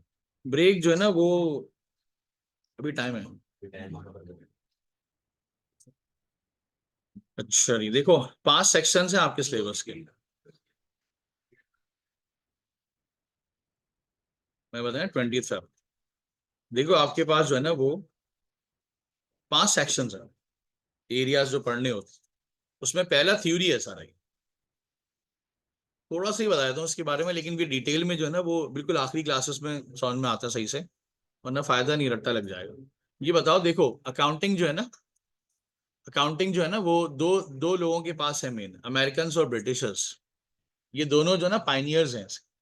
तो एक US गैप की तरफ जाते हैं, और एक UK IS की तरफ जाते हैं, सही है? दोनों लोग 2003 से पहले इनकी टसल कि भाई हम अच्छे हैं और तुम अच्छे हो, जबकि दोनों एक दूसरे के लिए सेम ही थे, बस एक कहता है डेटर, एक कहता है रिसीवेबल। दोनों में क्या फर्क है? सिर्फ अमेरिकन और ब्रिटिशर्स की नाम का फर्क है सिर्फ उसमें, सही। तो दोनों ने कहा कि भाई पूरी दुनिया को अगर लूटना है तो क्या करें, तो मिलकर लूटते हैं, क्या फायदा लठल करने का। तो इन्होंने 2003 में एक बॉडी बनाई, ISB, international accounting standard board, और 2003 में ये हो गया मर्ज। 2003 के बाद से जितने स्टैंडर्ड्स बने वो IFRS कहलाते हैं, इंटरनेशनल फाइनेंशियल रिपोर्टिंग स्टैंडर्ड्स। उससे पहले जो बने हुए थे वो सब क्या कहलाते हैं? IAS, क्योंकि वो तो पहले से बने हुए थे। जिन जिन स्टैंडर्ड्स को इनको अमेंड करना होता है, इसका ये नया नाम रख देते हैं IFRS। जो इनको एक्सेप्ट हो जाते हैं वो आज तक क्या है? वो IAC। उसमें हल्की सी माइनर मॉडिफिकेशन करके जो है ना वो बहुत पहले ही सही कर चुके हैं। जैसे कि IS 8 से 2008 में, IS 2 से इन्वेंट्री से वो लीफो हटा चुके हैं बाय द कंसेंसस। और उसका रीजन ये बताते हैं कि पूरी दुनिया में इन्फ्लेशन हो रही है या डिफ्लेशन हो रही है, और इन्फ्लेशन में सबसे बेस्ट मेथड कौन सा होता है? फर्स्ट एंड फर्स्ट, उसका सबसे अच्छा आंसर आता है। और एवरेज का सो आता है, और लीफो सबसे बेकार आता है। तो जब उन्होंने कहा कि कोई अडॉप्ट ही नहीं करेगा अपने प्रॉफिट एंड लॉस स्टेटमेंट को खराब करने के लिए, तो फिर इसको हम क्यों फॉलो करें जब दुनिया में ही ट्रेंड नहीं है, सिवाय कुछ चीजों के जहां पर लीफो अभी भी चलता है। लेकिन अगर आप ऐसे बिजनेस में चले गए जहां लीफो है, तो आपको जो इंटरनेशनल कम्युनिटी से बाहर आना पड़ेगा, आपको अपना खुद का बिजनेस करना पड़ेगा, क्योंकि वो एक्सेप्टेबल ही नहीं होगा। आपको स्टैंडर्ड में आना है तो आपको फीफो या एवरेज में से किसी एक को क्या करना है? एडॉप्ट करना।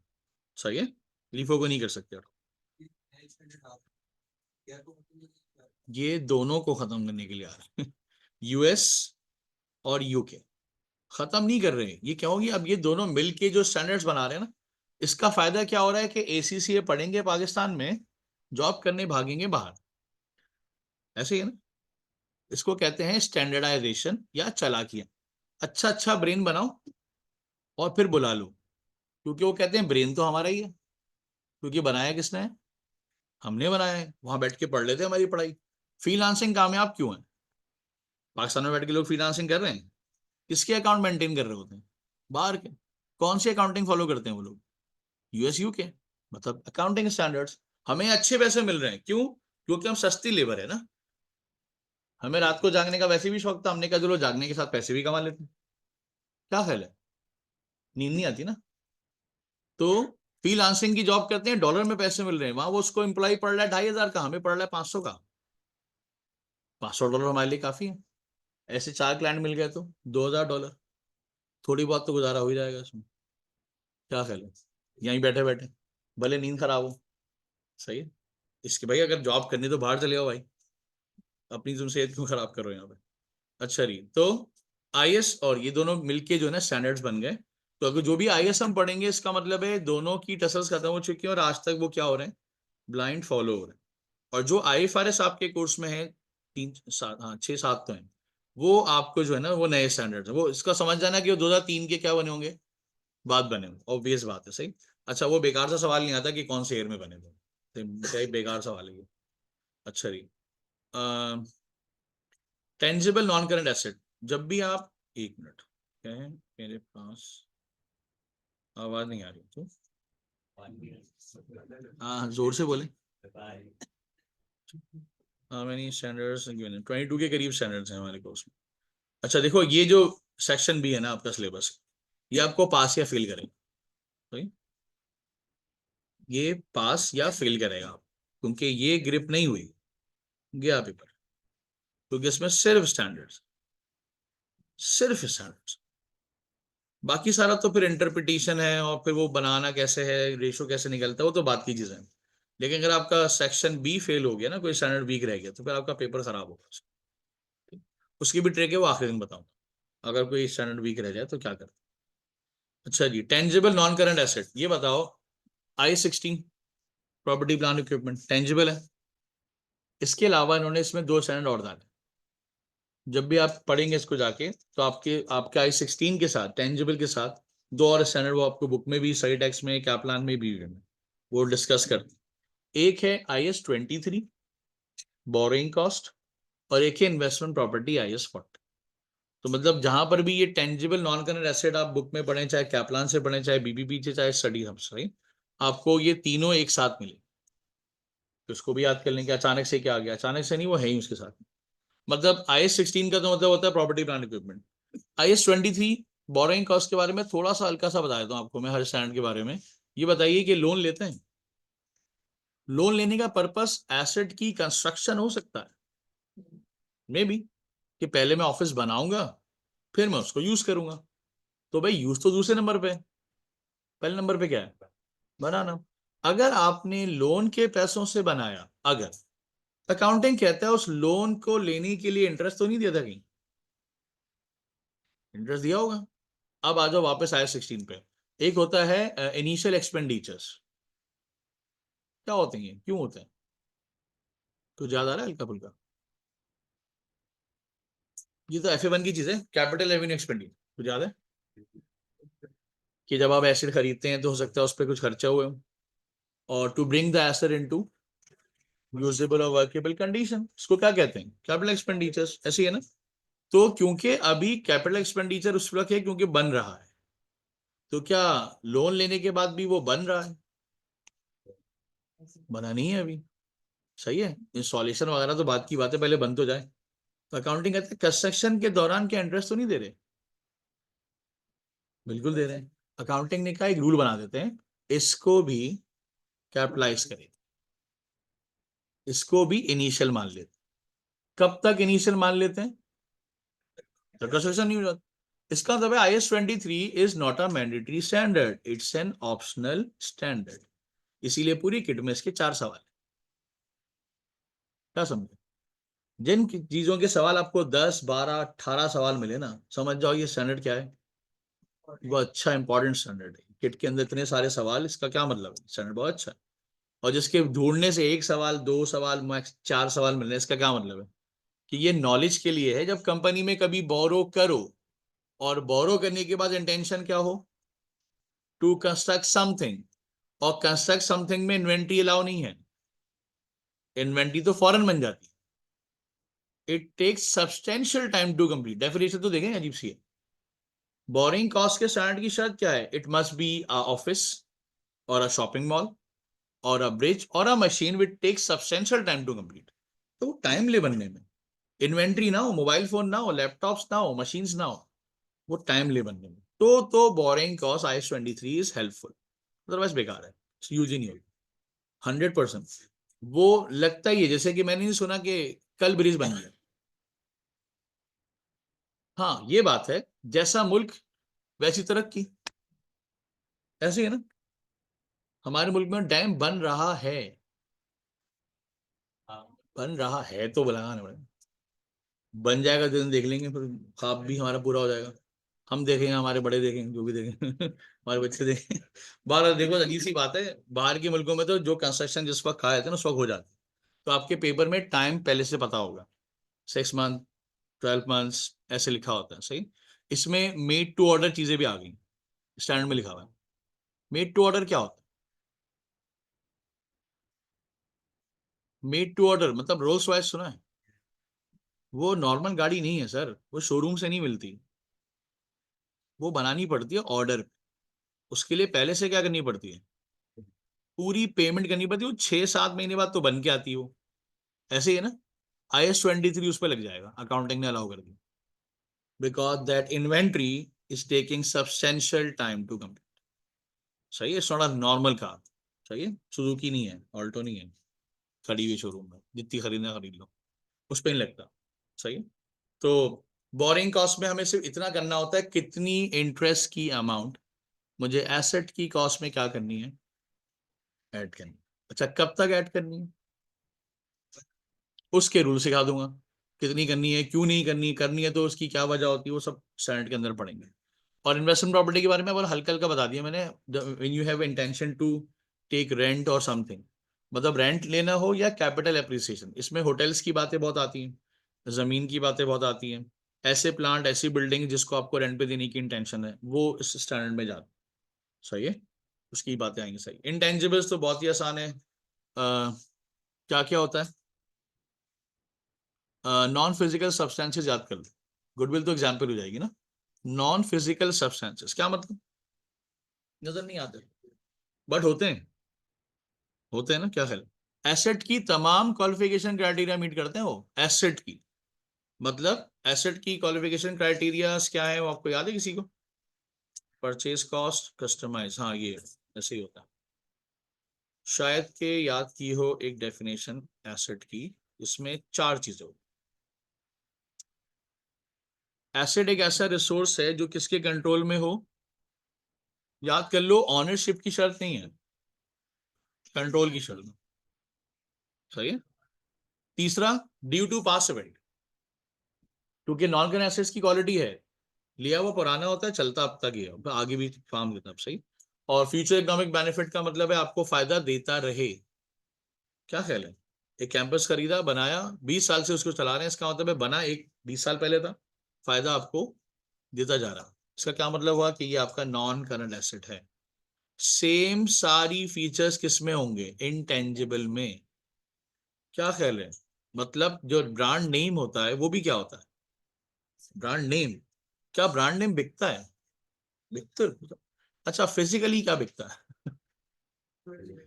फिजिकली। ब्रांड नेम फिजिकली बिकता है? नहीं, कॉन्ट्रैक्चुअल बिकता है, पता है ना? फ्रेंचाइज, एप्लीकेशंस, ये सब क्या होती हैं? ये सब इंटेंजिबल्स हैं, फिजिकली नजर, बट ये वर्क कर रही होती हैं, सेल हो रही होती हैं, सॉफ्टवेयर से होता है, लाखों करोड़ों का सॉफ्टवेयर होता है। फिजिकली क्या दिया उस कंपनी ने बना के? आप कुछ भी नहीं। आके इंस्टॉल कर दिया, कंपनी में बेहतरीन काम कर रहा है, ऐसा ही है। सॉफ्टवेयर इंस्टॉल करता है, सॉफ्टवेयर इंटेंजिबल होता है। तो इंटेंजिबल्स के बारे में तमाम अकाउंटिंग जो है ना, वो किस में डील होगी? IS 38। सही, इंटेंजिबल्स के अकाउंट। सर माइक, देखो साउंड आ रही है?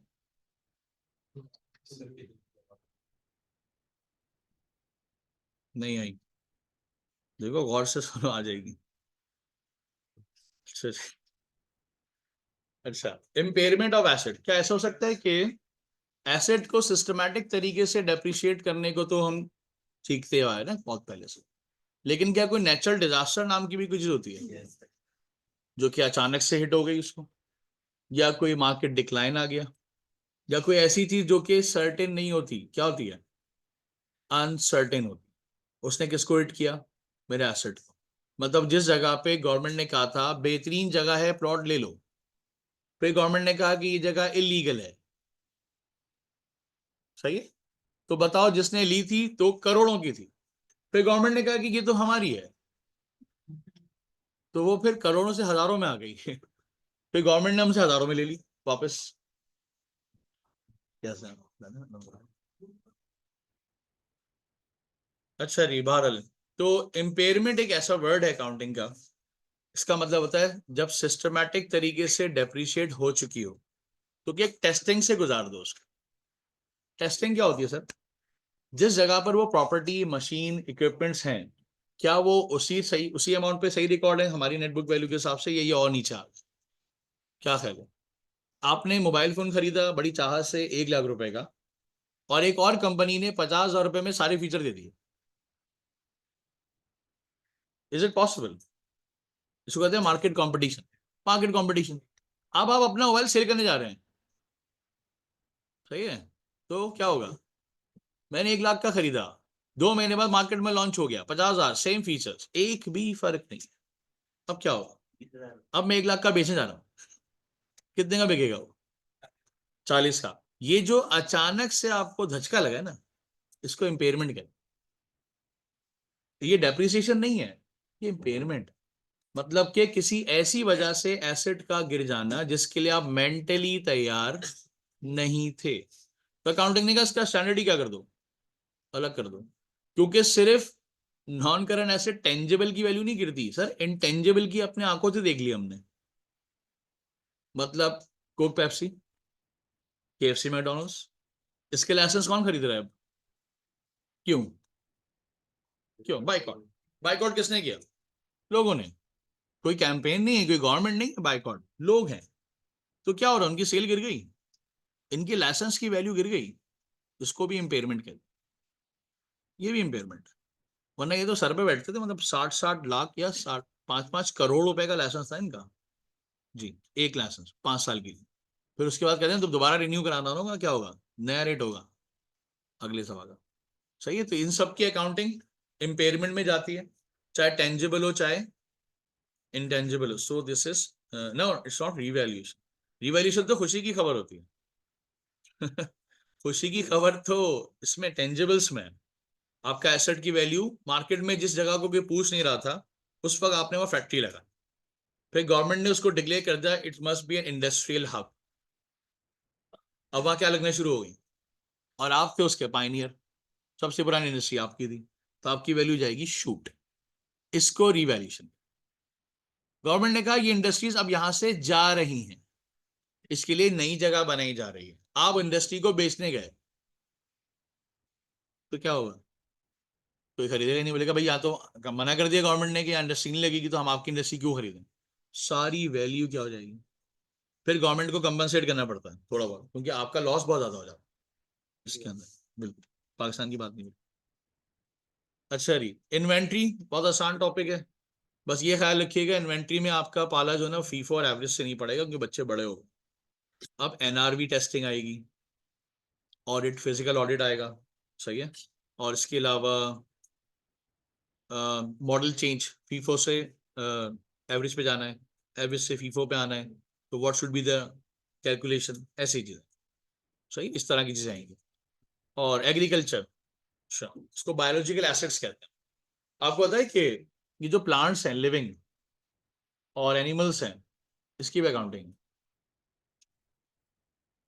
मतलब एंग्रो का नाम सुना है, नेस्ले का नाम सुना है, ये दोनों कंपनीज अच्छी हैं। नेस्ले मल्टीनेशनल है, एंग्रो लोकल अच्छा जायंट है, सही है। तो इनके पास मिल्क की प्रोडक्शन, बहुत बड़ी बड़ी कंपनीज है, उनके पास जो है ना वूल की प्रोडक्शन और दूसरी चीजों की प्रोडक्शन होती होगी।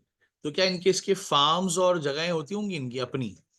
तो अकाउंटिंग कहता है कि इतनी अच्छा बिजनेस कर रहे हैं तो उसका कोई स्टैंडर्ड तो बनाओ। तो ये स्टैंडर्ड बना लिविंग प्लांट्स और लिविंग एनिमल्स के लिए।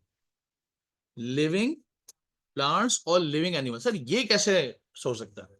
तो फिर इसकी थ्योरी बहुत आती है, इसके किट में सवाल 3 है सर। स्टैंडर्ड बहुत आसान है असल में। इसमें सिर्फ लॉजिक क्या होती है, अगर मैं आपको छोटी सी एग्जांपल से समझाना चाहूँ, एक दरख्त है जो एनवायरमेंटल पॉल्यूशन को खत्म करने के लिए गवर्नमेंट लगाए जा रही, ट्री, तो ये I16 है, I16, सही है, क्योंकि ये नॉन करंट एसेट है और ये चले आ रहा है, सही। अच्छा, एक दरख्त है जिसके ऊपर से फ्रूट्स निकलते हैं, वो हम सेल करते हैं और फायदा कमाते हैं, ऐसा हो सकता है। ये एग्रीकल्चर में चले, क्योंकि इस बाग की हिफाजत जो है ना हम जरा दूसरे तरीके से करें। उसकी फीड अलग होगी, उसकी फर्टिलाइजिंग अलग होगी, उसकी देखभाल अलग होगी, उस पर पैसा खर्च होगा हमारा, ऐसा है नहीं है। और मकसद क्या होगा, रिजल्ट। आपके जो नॉर्मल दरख्त लगे हुए उससे आपको रिजल्ट चाहिए कोई, सिवाय साई के या एनवायरमेंटल पॉल्यूशन सही करने के। तो अकाउंटिंग कहता है वो जो ट्री है, अगर उसकी इंटेंशन क्या है, ये आपकी इन्वायरमेंटल कंसर्न, तो ये 16 है। अगर उस ट्री से आपका कोई प्रोडक्शन हो रही है, कोई फायदा हो रहा है, तो वो किस में आ जाएगा, ये एग्रीकल्चर में आ जाएगा, I41। लेकिन क्या ऐसा हो सकता है कुछ दरख्त काटे और बेच दी, जंगल काटे बेच दी, दरख्त काट के बेच देते हैं। Inventory IS2, inventory one time benefit, एक दरख्त काटने के बाद बेच दिया, तो इसको आप डिफरेंट तरीके से ले सकते हैं। इसमें तो कितनी, एक तो इतना सवाल आया, आपने काउस काउस को पाला, मैंने क्यों पाला, मैंने कहा मैं असल में गांव में रहता हूँ तो मेरी ट्रैवलिंग के काम आता है, वो जो गाय है ना वो मेरे कार्ट को खींच के ले जाती है, मैंने कहा ये 16 है, क्या समझो, ये काव जो है ना ये 16 है, ये ट्रैवलिंग के काम आता है। अच्छा, आपने ये काव क्यों पाली है, ये बस काट दूंगा बेच दूंगा उसको, ये काव काट के बेच दूंगा बस। IS2, इसको खिला पिला क्यों रहे, एक ही दफा फायदा देके जाएगी बस ये, ऐसी है ना। और एक है, मुझे इस काव से ना मिल्क चाहिए होता है, तो उसको मैं बेस्ट फूड खिलाता हूँ, ताकि मुझे इसका मिल्क मिले, मैं उसको सेल करूं और इसकी हिफाजत करूं, ये IS40। तो बेसिकली इंटेंशन से स्टैंडर्ड चेंज होगा। IS41 एग्रीकल्चर, इसका नया नाम है बायोलॉजिकल एसेट्स, बायोलॉजिकल एसेट्स भी कहते हैं इसको, सही है। तो आसान सा स्टैंडर्ड है, बहुत इजी है। अच्छा, फाइनेंशियल इंस्ट्रूमेंट्स, जी बोले, IS2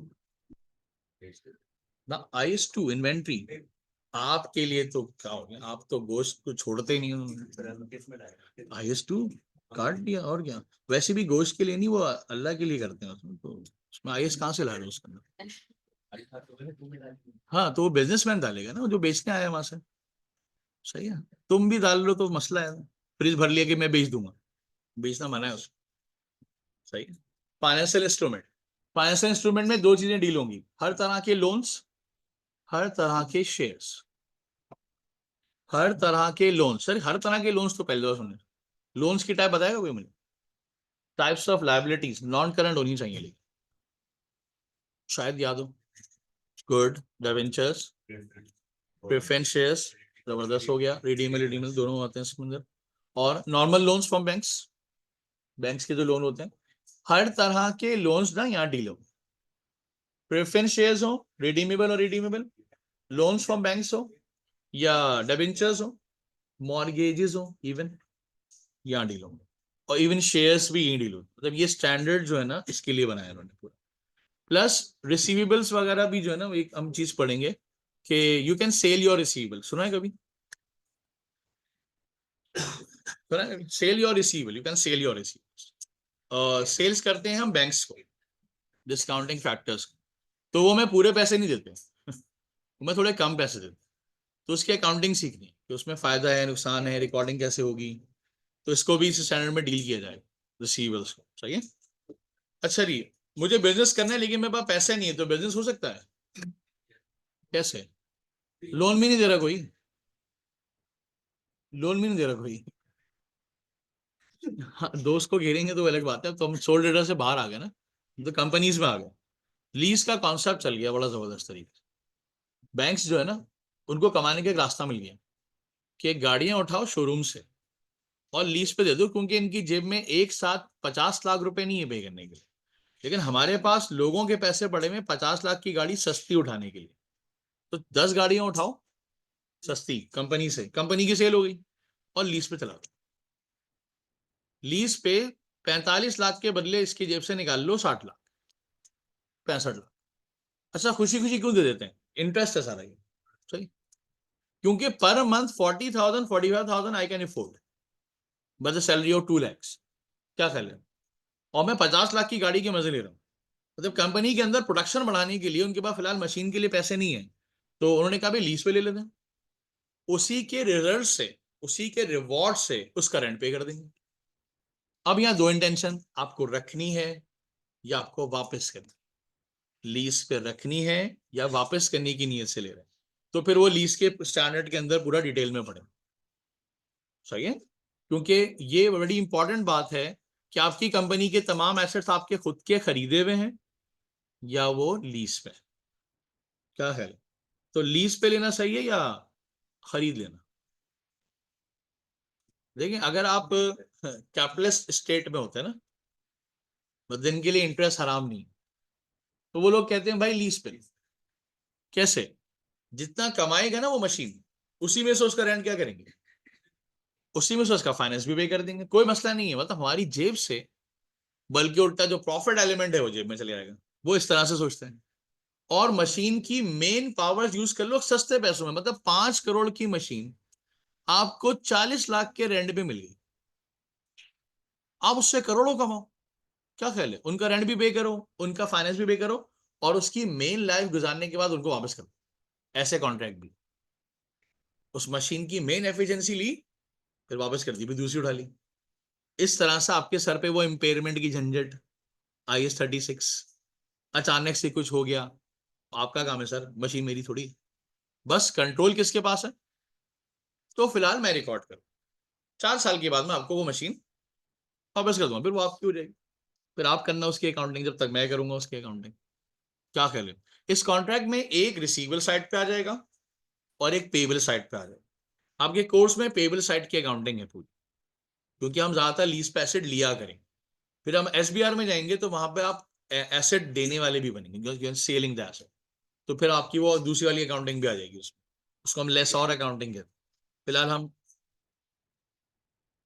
क्योंकि इसके अंदर आप ये इंटेंशन बता दें कि आप प्योरली रेंट पे लेना चाह रहे हैं या मालिक बन के रेंट पे लेना चाहिए। मतलब नो इंटरफेरेंस कॉन्ट्रैक्ट या विद इंटरफेरेंस कॉन्ट्रैक्ट, ये पढ़ना होगा हमें डिटेल में ना। देखो, अगर विद इंटरफेरेंस कॉन्ट्रैक्ट है तो सर फिर डेप्रिसिएशन हम नहीं करेंगे, फिर तो वो रेंट है। जैसे कि हमारे घर रेंट पे होते हैं, शॉप रेंट पे होती है, उसकी डेप्रिसिएशन कौन निकालता है? यानी कि मैं, हमने सिर्फ उसका रेंट एंजॉय करना है, तो फिर वो IS-40 इन्वेस्टमेंट प्रॉपर्टी। लेकिन लीज क्या चीज है? लीज एकदम चेंज हो जाएगा। उस जगह पर से, फॉर मैं एक छोटी सी एग्जांपल लेता हूँ, इस रूम के अंदर शर्त अमानी मुझे चेंजिंग राइट दे दे, चेंजिंग राइट, ये क्या होता है? I can make a wall ना, I can separate the class और I can change the direction of the boards. अगर ये राइट मुझे दे देना तो फिर ये लीज हो सकता है, क्या समझे? और अगर सर मुझे कहें आओ खामोशी से क्लास लो और जाओ, नो चेंजेस अलाउड, ये रेंट, ये इन्वेस्टमेंट प्रॉपर्टी, तो उसका मतलब फर्क क्या हुआ? अगर हम चेंजेस कर सकते हैं तो वो लीज है। मतलब लीज पे गाड़ी लेते हैं तो कभी ऐसा हुआ बैंक ने ये कहा हो आपको कि आप इस रोड पे मत चलाइएगा, आ, तो आप बोलेंगे क्यों? कहेंगे क्योंकि इस पे हमारी हमारी गाड़ी चलती है। तो ये बात तो हो जाएगी, थोड़ी सी अजीब सी हो जाएगी ना इसके अंदर, नाराज हो गए दोबारा। ये कॉन्ट्रैक्ट पे डिपेंड कर, कॉन्ट्रैक्ट पे डिपेंड करता है। देखो हमारे पास जो कॉन्ट्रैक्ट हो रहा है ना कार के, वो ट्रांसफर वाले हो रहे हैं।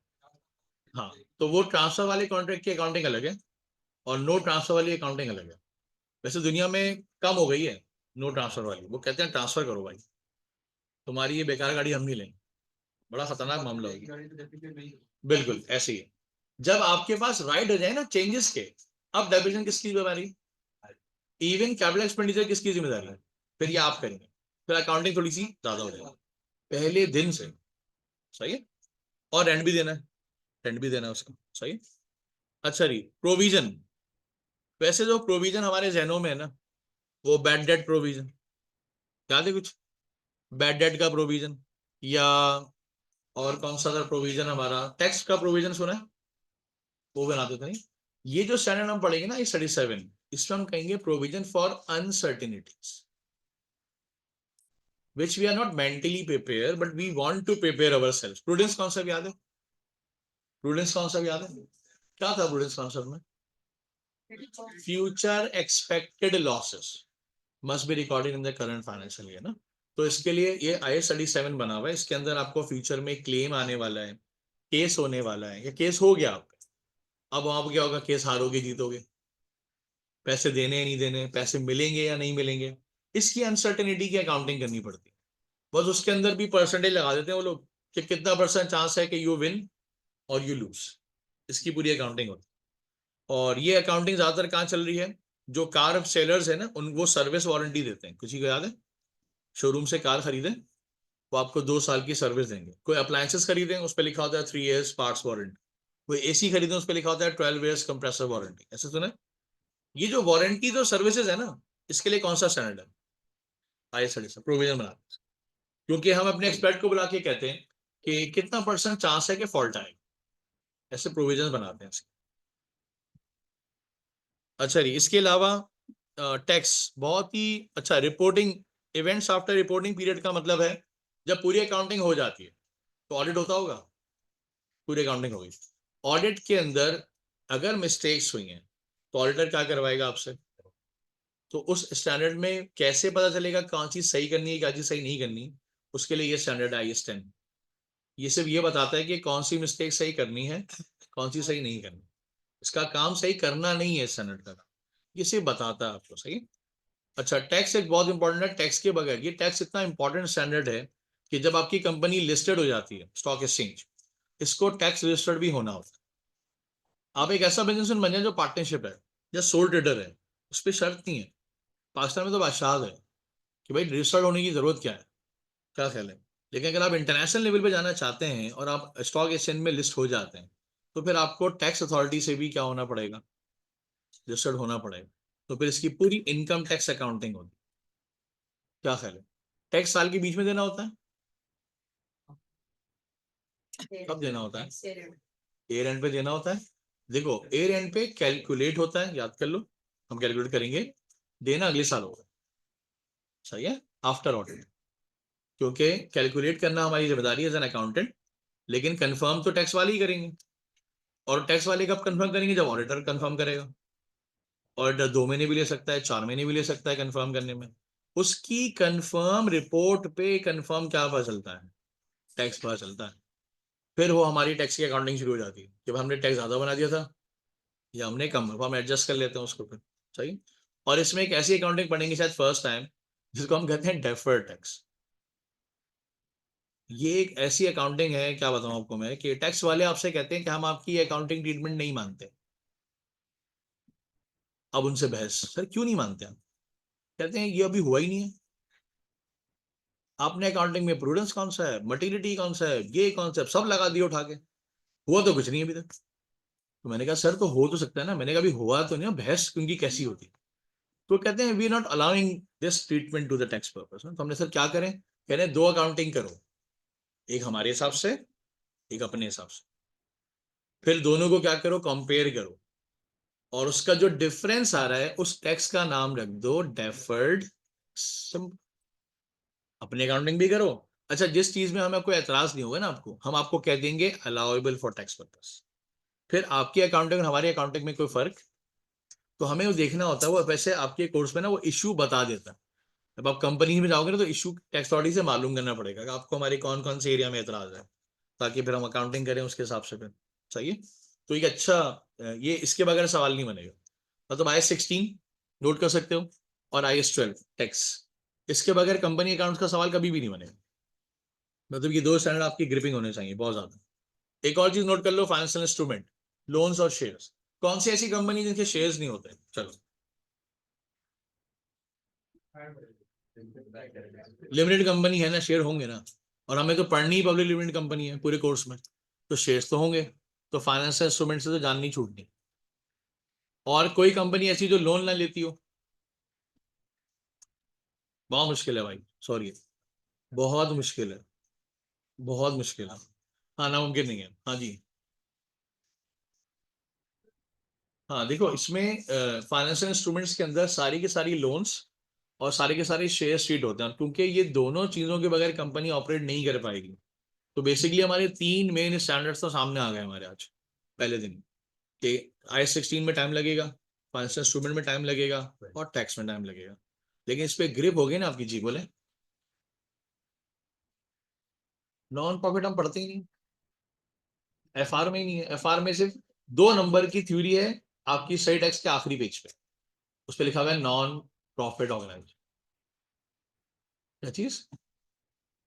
लोन मिल लेते, असल में उनपे स्टैंडर्ड ही नहीं लगते। आप साफ साफ बोलो, NGOs are not for standard, खत्म, बात समझ में आई? ना NGO का कोई स्टैंडर्ड बना है, ना उसकी अकाउंटेबिलिटी होती है जब तक गवर्नमेंट ना चाहे। बात समझ में आ गई? उसकी अकाउंटेबिलिटी कब होगी? जब गवर्नमेंट कहेगी यू आर डूइंग इलीगल। तो फिर उसकी अकाउंटेबिलिटी कौन करेगा? वो गवर्नमेंट करेगी।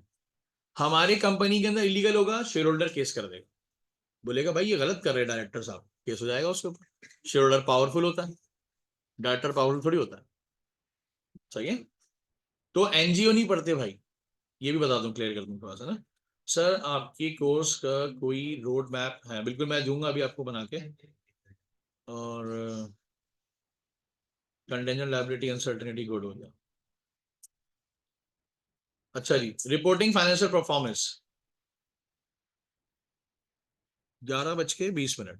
चलिए जी, ब्रेक लेते हैं, इसके बाद पढ़ लेते हैं। 20 मिनट के ले लो भाई, 10 मिनट पहले छोड़ दूंगा, जुम्मा है ना सर। 10 मिनट पहले छोड़, एक क्लास में एक ही ब्रेक, 25 मिनट का दूंगा बस। सही, तो 20 मिनट्स के बाद आ जाओ इंशाल्लाह। 10 मिनट पहले छोड़ दूंगा ना।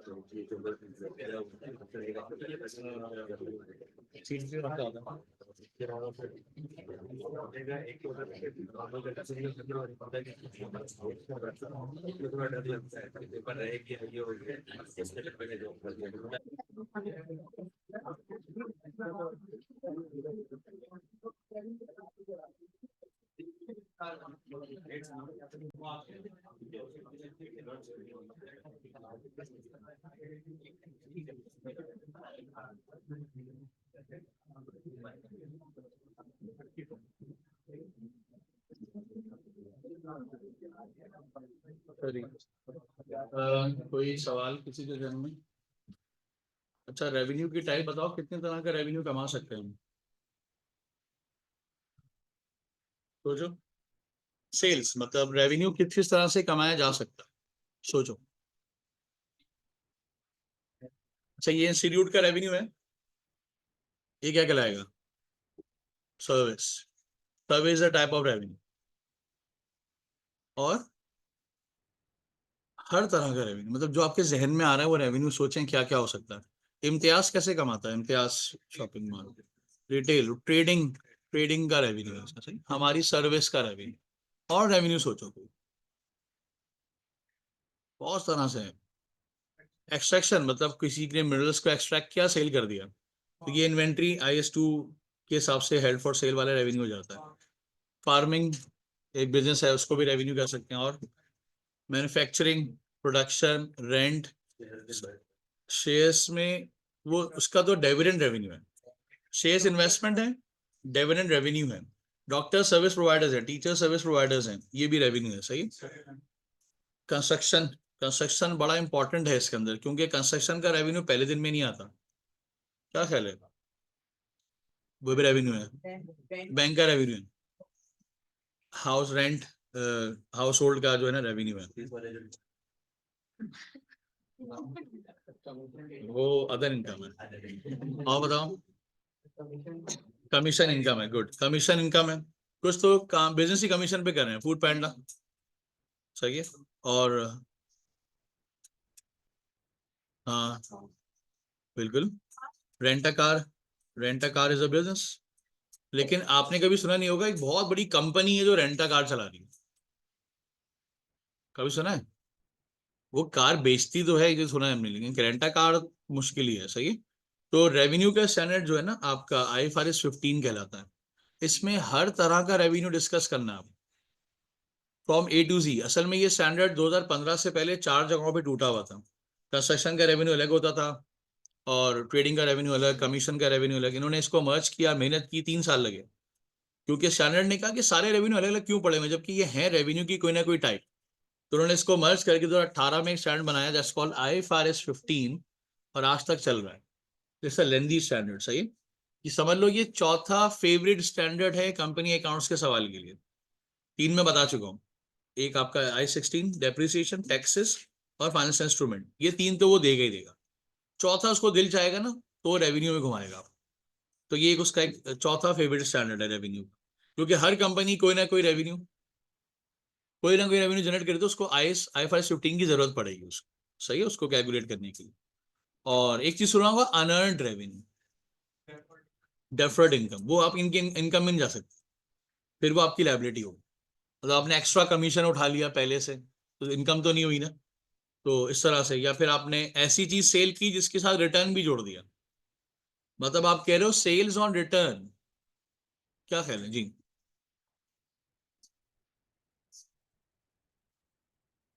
वो सेल्स टैक्स होता है।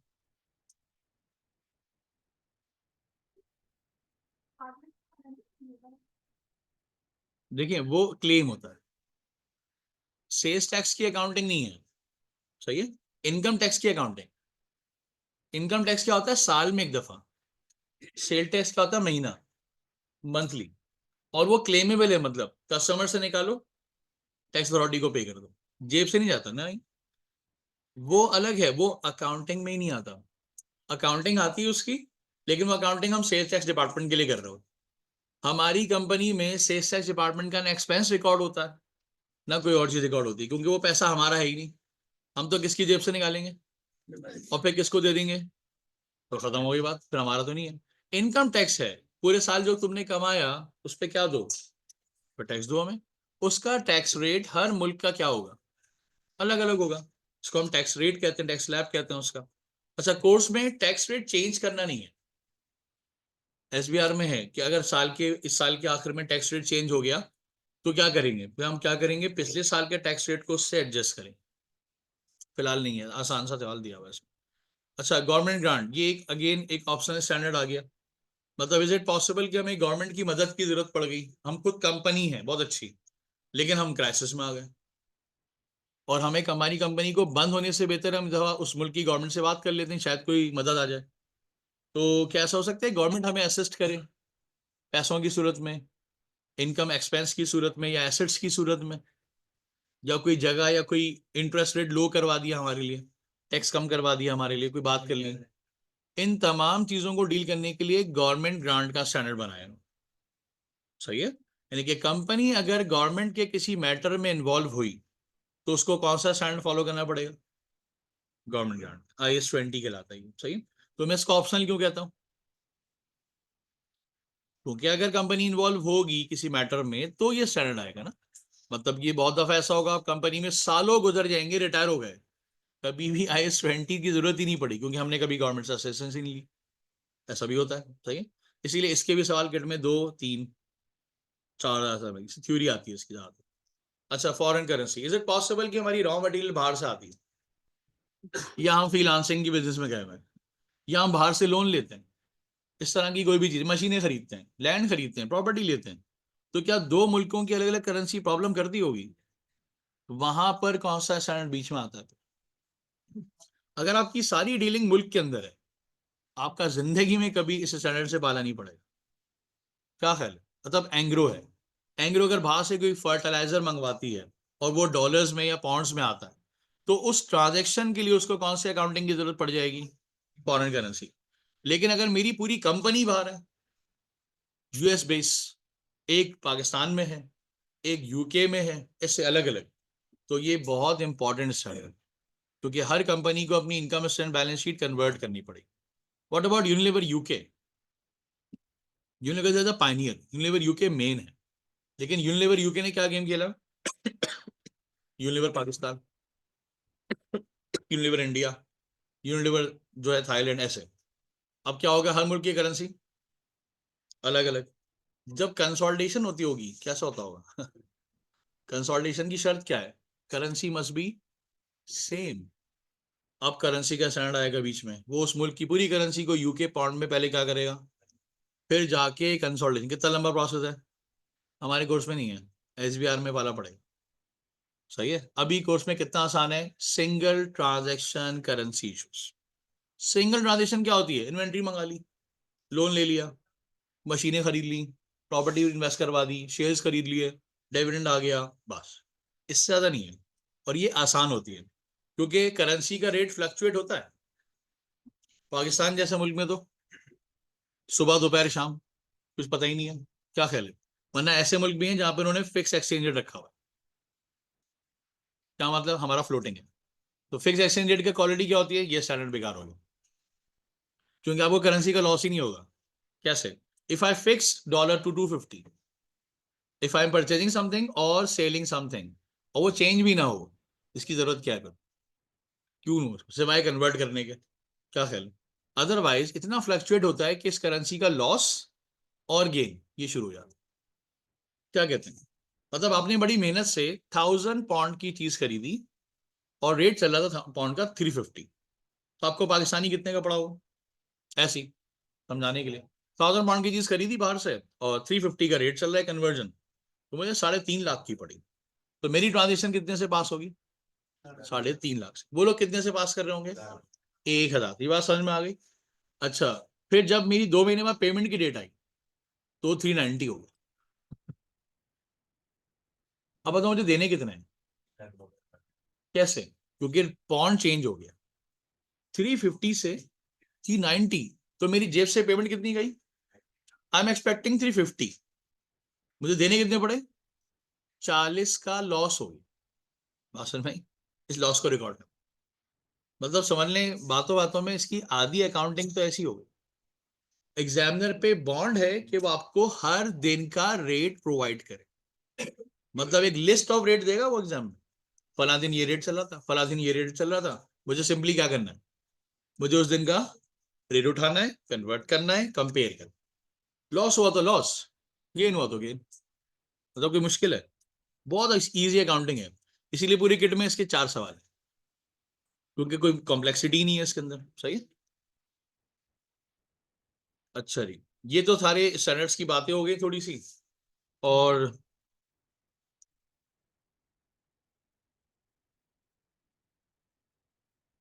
रेशियोज में जब पहुंचेंगे हम लोग, चार अलग अलग तरह के रेशियोज की कैटेगरी बना ली इन्होंने। एक रेशियो होता है, इसको हम कहते हैं single entity ratio, trend analysis. Trend क्या होता है? ट्रेंड, मैं आपसे ऐसी ट्रेंड की मीनिंग पूछूं तो क्या मतलब निकलेगा इसका? दो द्वारा, यस। ट्रेंड का मतलब जब भी पेपर में आएगा ना, आपको एग्जाम में दो आपके ही साल दिए हुए होंगे सवाल को पहचानने का तरीका। मतलब 2015-16 एबीसी कंपनी के। अब जो मुझे रिपोर्ट लिखनी है वो किस पे लिखनी है? अपनी एनालिसिस, कि मैं लास्ट ईयर कैसा था, मैं इस साल कैसा हूं। या तो रेशो अच्छे हो गए होंगे या रेशो बुरे हो गए।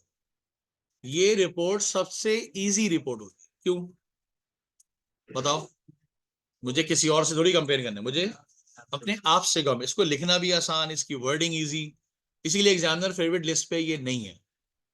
सीखेंगे, एक आध सवाल किट में है इसके भी, लेकिन एग्जामिनर फेवरेट नहीं है। थोड़ा सा और आगे जाते हैं। मेरी कंपनी का कंपैरिजन मेरी कॉम्पिटिटर कंपनी एबीसी XYZ, दोनों की तमाम डेटा दिया हुआ है। अब बताना है इसमें कौन किससे बेहतर है, किस रेशियो में। हम जीपी में उससे अच्छे हैं, वो एनपी में हमसे अच्छा है। वो गेयरिंग में हमसे बुरा है, हम उसके आरओसी में उससे अच्छे हैं। ऐसे एक पूरी रिपोर्ट बनानी होगी और एनालिसिस करनी होगी। इसको कहते हैं कॉम्पिटिटिव एनालिसिस। दो रिपोर्ट्स हो गई। तीसरा, इंडस्ट्रियल एनालिसिस। इंडस्ट्री और इंडस्ट्रियल एनालिसिस की निशानी क्या होगी एग्जाम में?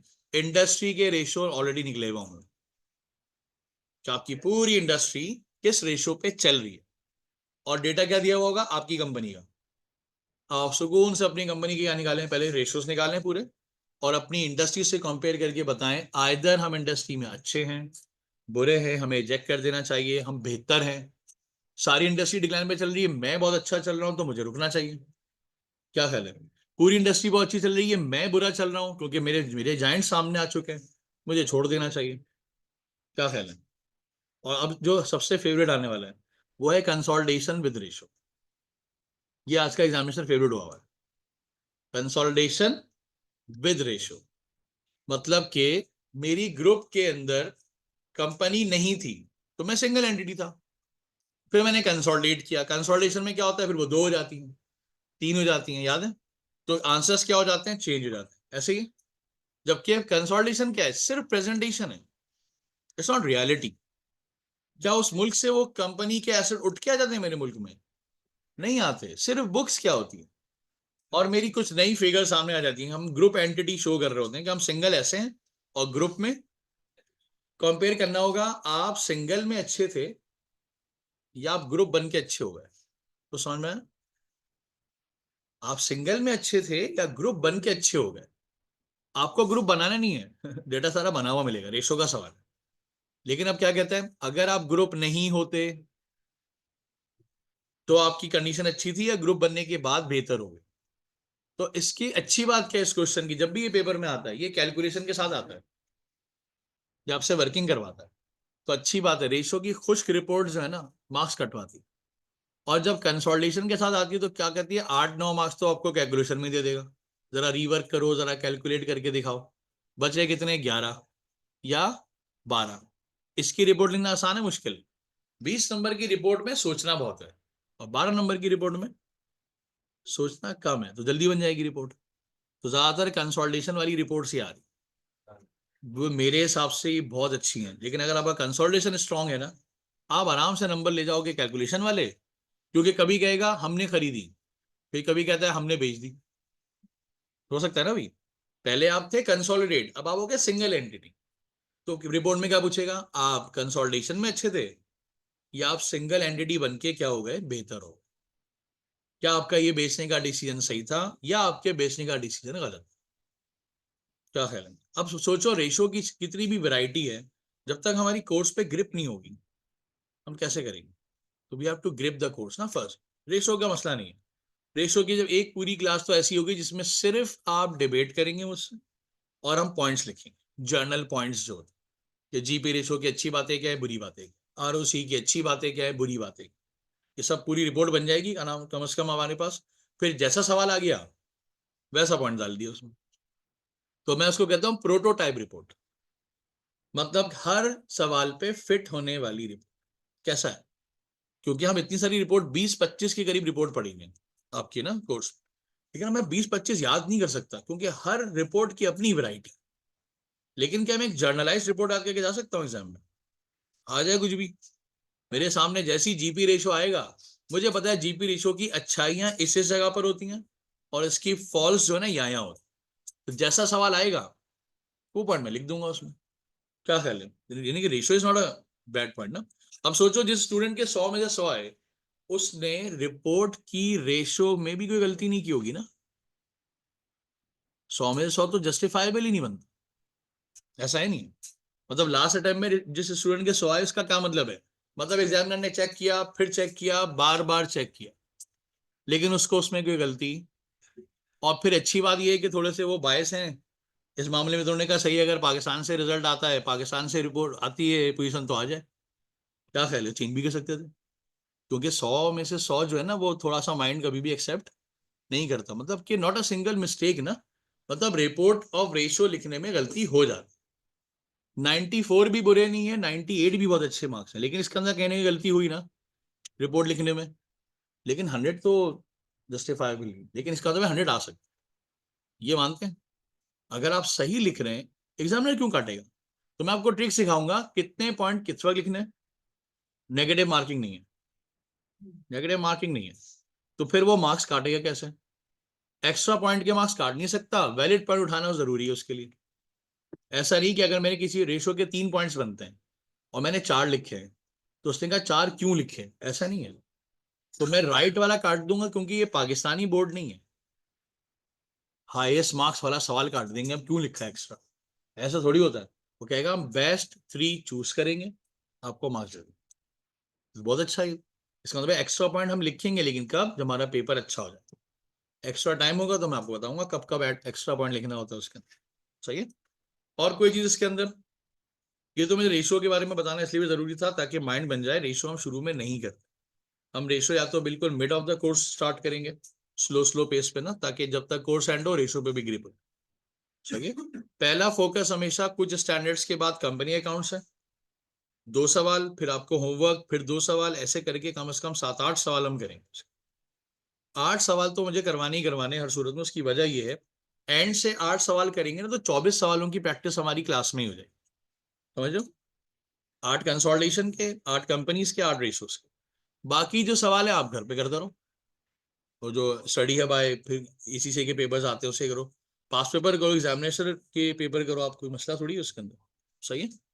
और कोई सवाल जहन में आ रहा तो बताओ पहले। लेके कैसे चलना है, कैसे होगा? ओवर टाइम, ये क्या होता है ओवर? अच्छा ओवर, अच्छा उस पर कह रहे थे। ओवर टाइम प्रीमियम जो है ना मैनेजमेंट अकाउंटेंसी में होता है, ओवर टाइम प्रीमियम, क्योंकि उसकी वो इनडायरेक्ट में लेके जाते हैं उसको ना। तो ये छोटी छोटी बातें नहीं आती ओवर टाइम वाली में। और बताओ जी। देखिए कम से कम 4 स्टैंडर्ड्स के बाद, 16 फाइनेंशियल इंस्ट्रूमेंट, लोन, टैक्सेस और इन्वेंट्री, 2-3 स्टैंडर्ड के बाद ना फिर हम 2 सवाल क्लास में करेंगे प्रॉपर। वो थोड़े लेट होंगे लेकिन वो स्ट्रक्चर्ड होंगे। उससे फायदा ये होगा कि फिर जब आप घर पे करोगे ना आपको बिल्कुल वैसे ही करना, कॉपी पेस्ट। सही है। उसमें अगर किसी को वैरायटी करनी है, किस तरह, अगर मैं यूं कर लूं, मैं इसको शॉर्ट कर लूं, तो मैं बताऊंगा कि इतना शॉर्ट अलाउड है, इसके अलावा एक्सेप्टेबल नहीं। सही है। और कोई चीज?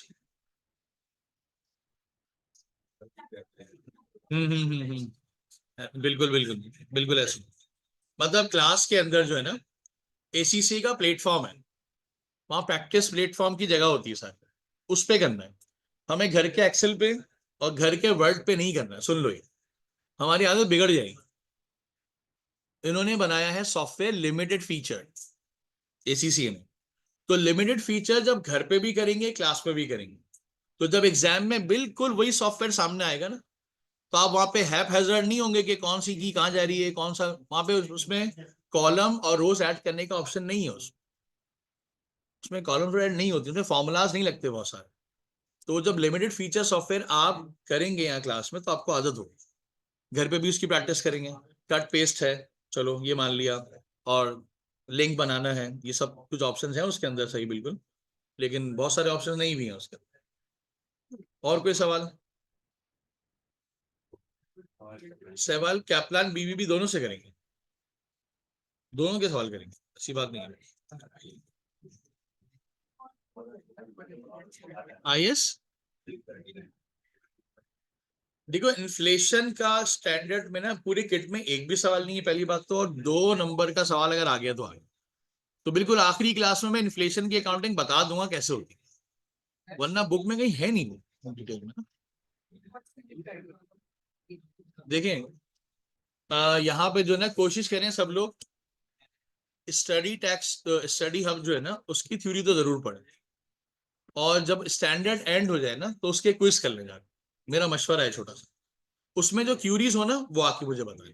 एक बात, कैप्लान बीबीपी में बीबीपी को आदत है बहुत लिखने की, बहुत लिखने की।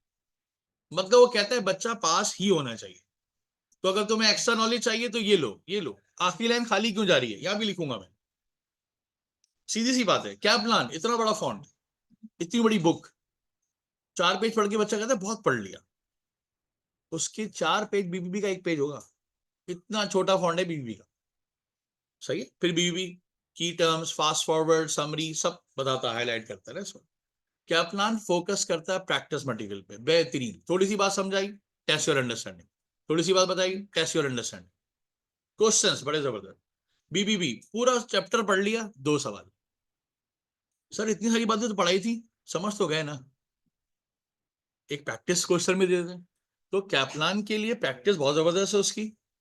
थोड़ी सी बात बताता है रेलिवेंट, 1 सवाल दे दिया, 8-9 इलस्ट्रेशन हर चैप्टर में बना देगा उठा के, छोटी छोटी बातों से समझाता है, बड़ा स्टेप से लेके चलता है। तो अगर आपकी ग्रिप है तो आप बीबीबी पे जाओ, क्योंकि प्रैक्टिस मटेरियल तो क्लास में भी बहुत कराऊंगा, तो फिर वो ऑलरेडी ऑलरेडी वैसे ही चल रहा होगा क्या प्लान में भी, तो मर्जी है कर सकते हो। अदरवाइज बीबीबी लिखता बहुत अच्छा है। तो अच्छा, सही टेक्स्ट जो एक उठा लेना वो भी वही रखे, मिक्स नहीं करे भाई। सही टेक्स्ट दोनों अच्छी हैं, अगर आपको रीडिंग हैबिट है तो बीबीबी, क्योंकि वो सुला देता है, लिखते रहते भाई, प्रैक्टिकल एग्जाम्पल भी दो ना बीच में। कैप्लान आपको अवेयर रखता है, थोड़ा सा पढ़ाएगा, फॉर एग्जाम्पल दे देगा जैसा अच्छा लगे। फिर मैं आपको पॉकेट नोट्स भी दे दूंगा एग्जाम से पहले रिवाइज करने के, उससे रिवाइज बहुत अच्छा हो जाएगा। सही है, और कोई चीज?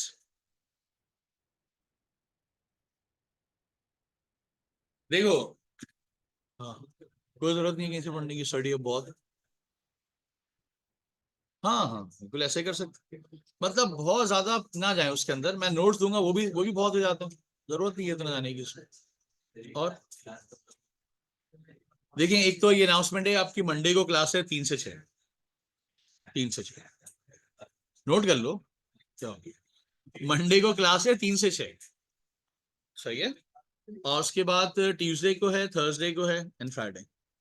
सही है, फिलहाल तो मंडे की नोट करें, क्योंकि हो सकता है बाकी टाइमिंग फ्लक्चुएट करूँ मैं हल्की फुल्की, लेकिन वैसे जो है ना टेंटेटिव यही है हमारे दिन जो है ना, मंडे, ट्यूसडे, थर्सडे, फ्राइडे, 4 दिन। 10 से 1 नहीं है, टाइमिंग में फर्क है। अभी फिलहाल मंडे को रिकॉर्ड करें, मंडे है 3 से 6, सही है। सुबह जो है ना, मैं सुबह रख दूंगा, फिर लेट आओगे वैसे ही, नहीं हो सकता, बहुत मुश्किल है। देखो फिर मॉर्निंग सुबह 9 बजे होती है मेरी, साफ सी बात। ये जुम्मा था तो मैंने 10 बजे रखी है, तो चलो। देखो लास्ट बेंचेस, देखो लास्ट बेंचेस में ये कह रहा हूँ कि सुबह 9 बजे क्लास रख तो सकते हैं, लेकिन प्रॉब्लम यह है 9:30 बजे आओगे तो जो आधा घंटा जो होगा ना वो बहुत ज्यादा इंपॉर्टेंट होगा, फायदा नहीं है। मैं कह रहा हूँ आराम से सो के आओ, लेकिन क्लास में आ जाओ। इतना नहीं सोना है कि चलो आज ऑनलाइन ले लेता हूँ, एक तो रिलायंस ही दिया आपको मैंने, वो ऊपर से भी सो गए, सही नहीं है। सही है, देखो देखो 9 बजे वाली के अंदर ना नुकसान बहुत हुआ है, नहीं आते। सर आंख नहीं खुली, मैंने आज ऑनलाइन ले ली, अच्छा अगले दिन सर ऑनलाइन में को समझ ही नहीं आया, मैं तो तुमने क्यों लिया ऑनलाइन। सर आपकी आवाज जो है ना वो कट रही, मैंने कहा मेरी आवाज नहीं, इंटरनेट प्रॉब्लम हो रही होगी, मेरी आवाज क्यों खराब होगी, तुम्हारा नेट खराब होगा भाई, कोई स्पीकर का मसला होगा, मेरी आवाज को क्या होगा। सर आप इवनिंग में क्लास, आज क्लास इवनिंग में भी है? अच्छा जी। और छुट्टी देंगे बिल्कुल 10 मिनट पहले, 1 बजे में 10 मिनट पहले जुम्मे की वजह। अच्छा जी, जब तक हम एक चीज करते हैं छोटी सी, वोटिंग वोटिंग करेंगे। एक मिनट, एक किस चीज का? सुबह होनी चाहिए। देखो सुबह मुझे पता है नुकसान है। सुबह भी कुछ नहीं कर सकेंगे, रात में बीच में क्लास जाना करना होगा, 12 बजे रखना मॉर्निंग चाहिए। अच्छा।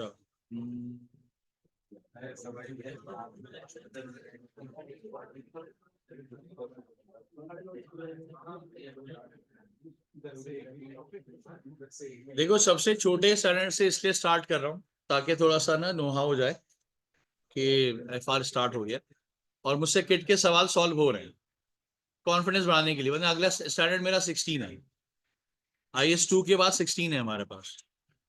जी सारी वीडियो सेंड होंगी। अच्छा मंडे तक सब लोग अगर एनरोल हो जाते हैं ना तो फिर उसके बाद व्हाट्सएप ग्रुप बनाएंगे, सर फहीम ये कहते हैं।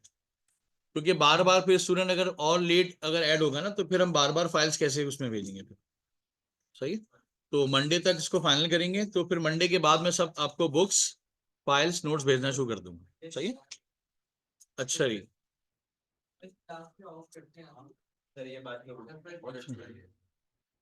सही है। 12:30 पे ऑफ कर। सही। 13 मिनट है, 12:30।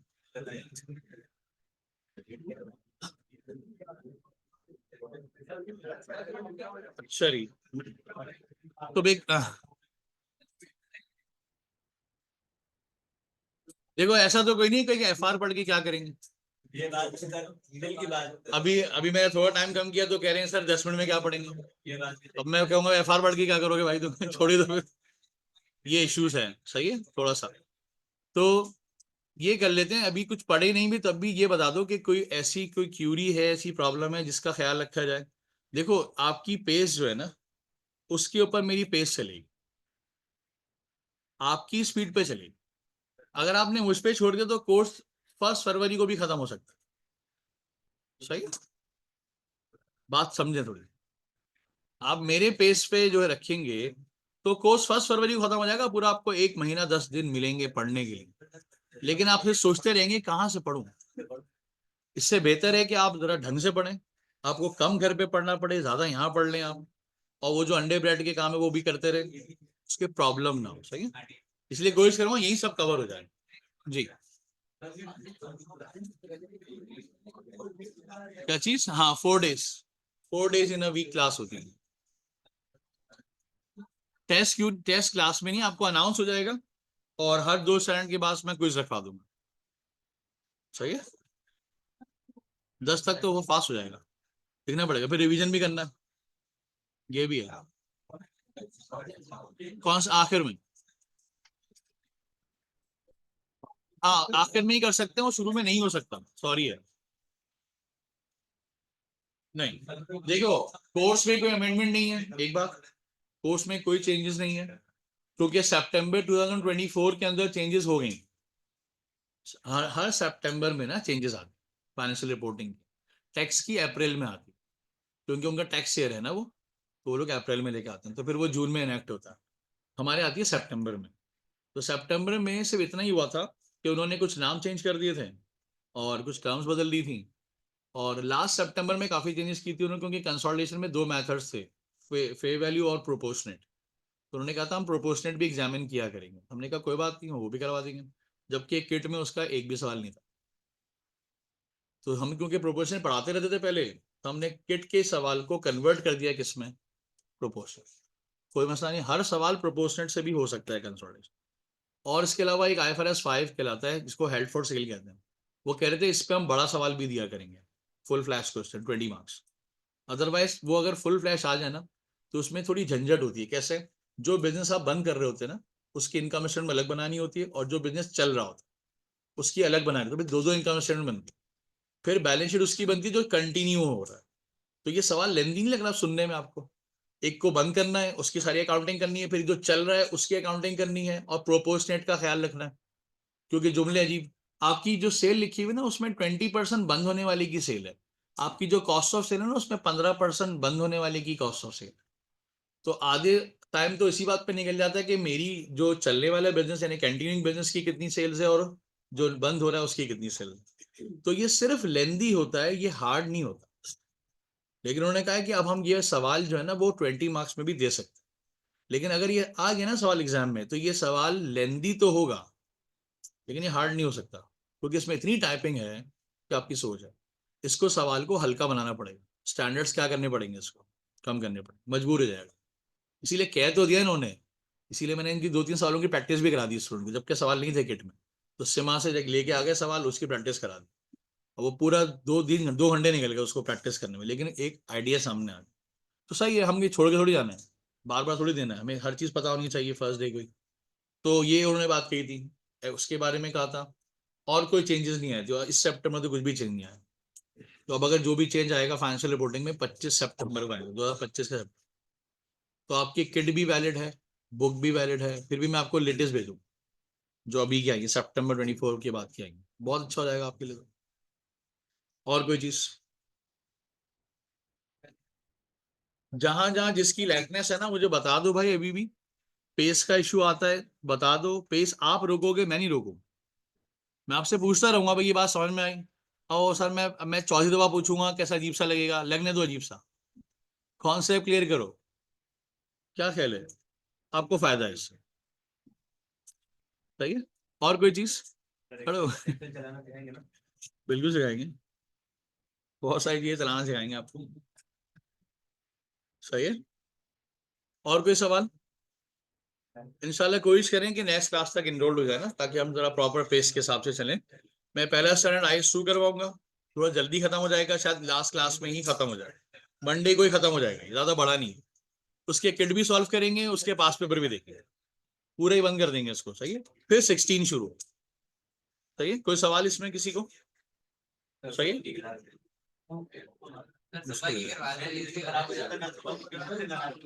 कुछ नहीं करना है, सुबह भी कुछ नहीं करना है बाबा, फिर पढ़ना है तुम्हें, सही है? नहीं होगा सर, बस स्क्रैच एस बेस, हाँ कोई बसता नहीं है, हो जाएगा इंशाल्लाह। और कोई सवाल किसी के ध्यान में, सही है। नेक्स्ट क्लास में मिलते हैं, जज़ाकल्लाह, अल्लाह हाफिज़, टेक केयर।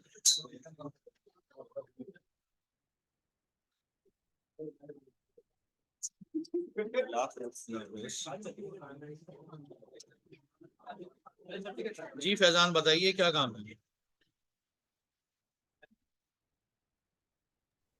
अस्सलाम वालेकुम सर। सर क्वेश्चन लिखा था। बड़ी कोई अजीब बात है, बेसिक बात है, लेकिन मेरी टाइपिंग स्पीड ना मतलब स्लो है, कोई बात ज्यादा लिखना होता है कोई बात तो मतलब इसमें होगा ये, क्लास में जो है ना प्रैक्टिस करेंगे ना, फिर जब घर पे करोगे तो टाइम रख के करना, हो जाएगी प्रैक्टिस। मार्च 2024 मैं लेटेस्ट वाली भेजूंगा, टेंशन क्या, मैं दोनों भेज दूंगा, इसका नहीं कुछ। सर चैट पे क्वेश्चन है। वेटेड नहीं आता, नहीं है, नहीं, बच्चे बड़े हो गए, नई एडजस्टमेंट्स आई, थोड़ी सी डिफरेंट, सही है। इसमें हाँ मैं असल में F6 और F7 दोनों साथ पढ़ा, हाँ तो ये कोलाइड हो जाएगी इधर, आप आगे पीछे करेंगे तो मैं नहीं करूँगा, टेंशन नहीं करो, ये यही बहुत सोच समझ के बनाया है मतलब यही यही है ना, आगे पीछे तो नहीं होगा, मुश्किल, बहुत मुश्किल, टाइमिंग यही रहेगी। हाँ सर, चेंज नहीं करेंगे नहीं क्योंकि हमारे दो चल हाँ रहे हाँ हैं, समझ गया, थोड़े एक्सेस भी उठा हुआ है। ये सबसे फर्स्ट हाँ तो वो सही है, दोनों के वरना कोलाइड हो जाएंगे, समझ तो गया, क्लासेस नहीं होगा इंशाल्लाह, कोशिश करूंगा नहीं होगा। है ना, आपको रिव्यू कैसे हम्म, आज क्लास से पहले उसकी ना फेसन, एक रिक्वेस्ट और कि हम ना ये एफएफपी के बाद काफी टाइम बाद गैप लेने कोई के बाद, मसला नहीं है। अब मैं ये बोल रहा था कि कुछ चीजें जैसी बात है दिमाग रिकॉल तो हो रही है, लेकिन अब क्योंकि अब रिवाइज इस तरह करा नहीं है, थोड़ा सा ना हल्के लेके चलेगा, बिल्कुल सही है, ठीक है ना। 1 जनवरी तो हल्के चलेंगे, उसके बाद देखेंगे, सही। क्योंकि कंसोलिडेशन हो रहा है ना, उसकी बेस हमारी बेस वो ही बहुत आगे है, छोड़ दो weak उसको, रहेगा। वो जीरो से होगा, उसके तो बिल्कुल भी फिक्र नहीं करता। सेकेंड अटेम्प्ट अच्छा वजह बताओ पहले। टाइम मैनेजमेंट और पहले साल दे रहा फर्स्ट अटेम्प्ट थी 3 दे गया था, 7 ही अच्छा भी किया। तो मैंने सिर्फ एफएन 1 महीना पढ़ा, सिर्फ 1 महीना। मैं आपको अपना ठीक है। तो मेरे तो टाइम मैनेजमेंट पेपर पूरा नहीं हुआ था, रेशो मैंने छोड़ के आया था, और सिर्फ वो हुआ था, वो भी आधा हुआ। इंशाल्लाह ऐसा हो जाएगा, ठीक है। छोड़ के कुछ भी नहीं होगा। नहीं, अभी ठीक तो है, मैं नहीं। पेपर दे चुका हूँ स्किल्स के, हम्म। ठीक है। तो अभी मुझे जो ये अटेम्प्ट है, आप बोल रहे हैं कि 1 महीना हो जाएगा, मतलब फैब तक कंप्लीट हो जाएगा, 20 हफ्ते हो जाएगा, क्यों नहीं होगा? 20 फैब तक, हम्म। ठीक है। और हमें आप थोड़ा गाइड करेंगे हम लोग किस तरीके से लेके चले हम, तो पढ़ा हुआ है पूरा याद है, हमें रटा हुआ है। तो बस तुम ये देखो सिर्फ अपने आप को कि तुम्हारी लैकनेस क्या है, पढ़ते रहो, खामोश चीजें देखते रहो, सुनते रहो, और जो लगे ना, ये वाली बात तो मुझे याद ही नहीं थी, ये बात तो मैंने नहीं, वो उसको नोट कर लो, खत्म हो गया। सिंपल और बैड प्रैक्टिस लग होती है एक मार्क्स जो ना, टेक्निकल है, टेक्निकल है अगर जो होता है ना, मतलब अकाउंट्स में एक्सेप्टेबल नहीं होता हाँ, वो, वही। हाँ। और सीआरक्यू की प्रैक्टिस मतलब कब से करें आप, कब से करें? देखो 4 स्टैंडर्ड्स के बाद मैं सीआरक्यू स्टार्ट करूँ, और उस वो वक्त तुम्हें भी स्टार्ट करूँ। ये 4 कब तक हो जाएंगे? ये जाएगा 1 जनवरी, नहीं 5 जनवरी जाएगा, 15 दिन, चलिए ठीक कम है। से कम। सही। बड़ी क्लास टाइमिंग्स क्या होगी? क्लास टाइमिंग्स हो देखो अभी तो ये मंडे वाली तो 3 से 6, और एक आज की जो है ना वो 10 से 1, बाकी 12 से 3, 12 से 3 का ही है, ट्यूसडे एंड थर्सडे 12 से 3। सर जो सोली ऑनलाइन सेशन कैसे अप्रोच रखें रिगार्डिंग स्टडी एंड क्विज़ेस। देखो रोजाना का काम रोजाना कर लो, बस ये काम करो, बस कोई और राय नहीं है इसकी, कोई मसला ही नहीं होगा जरा सा भी।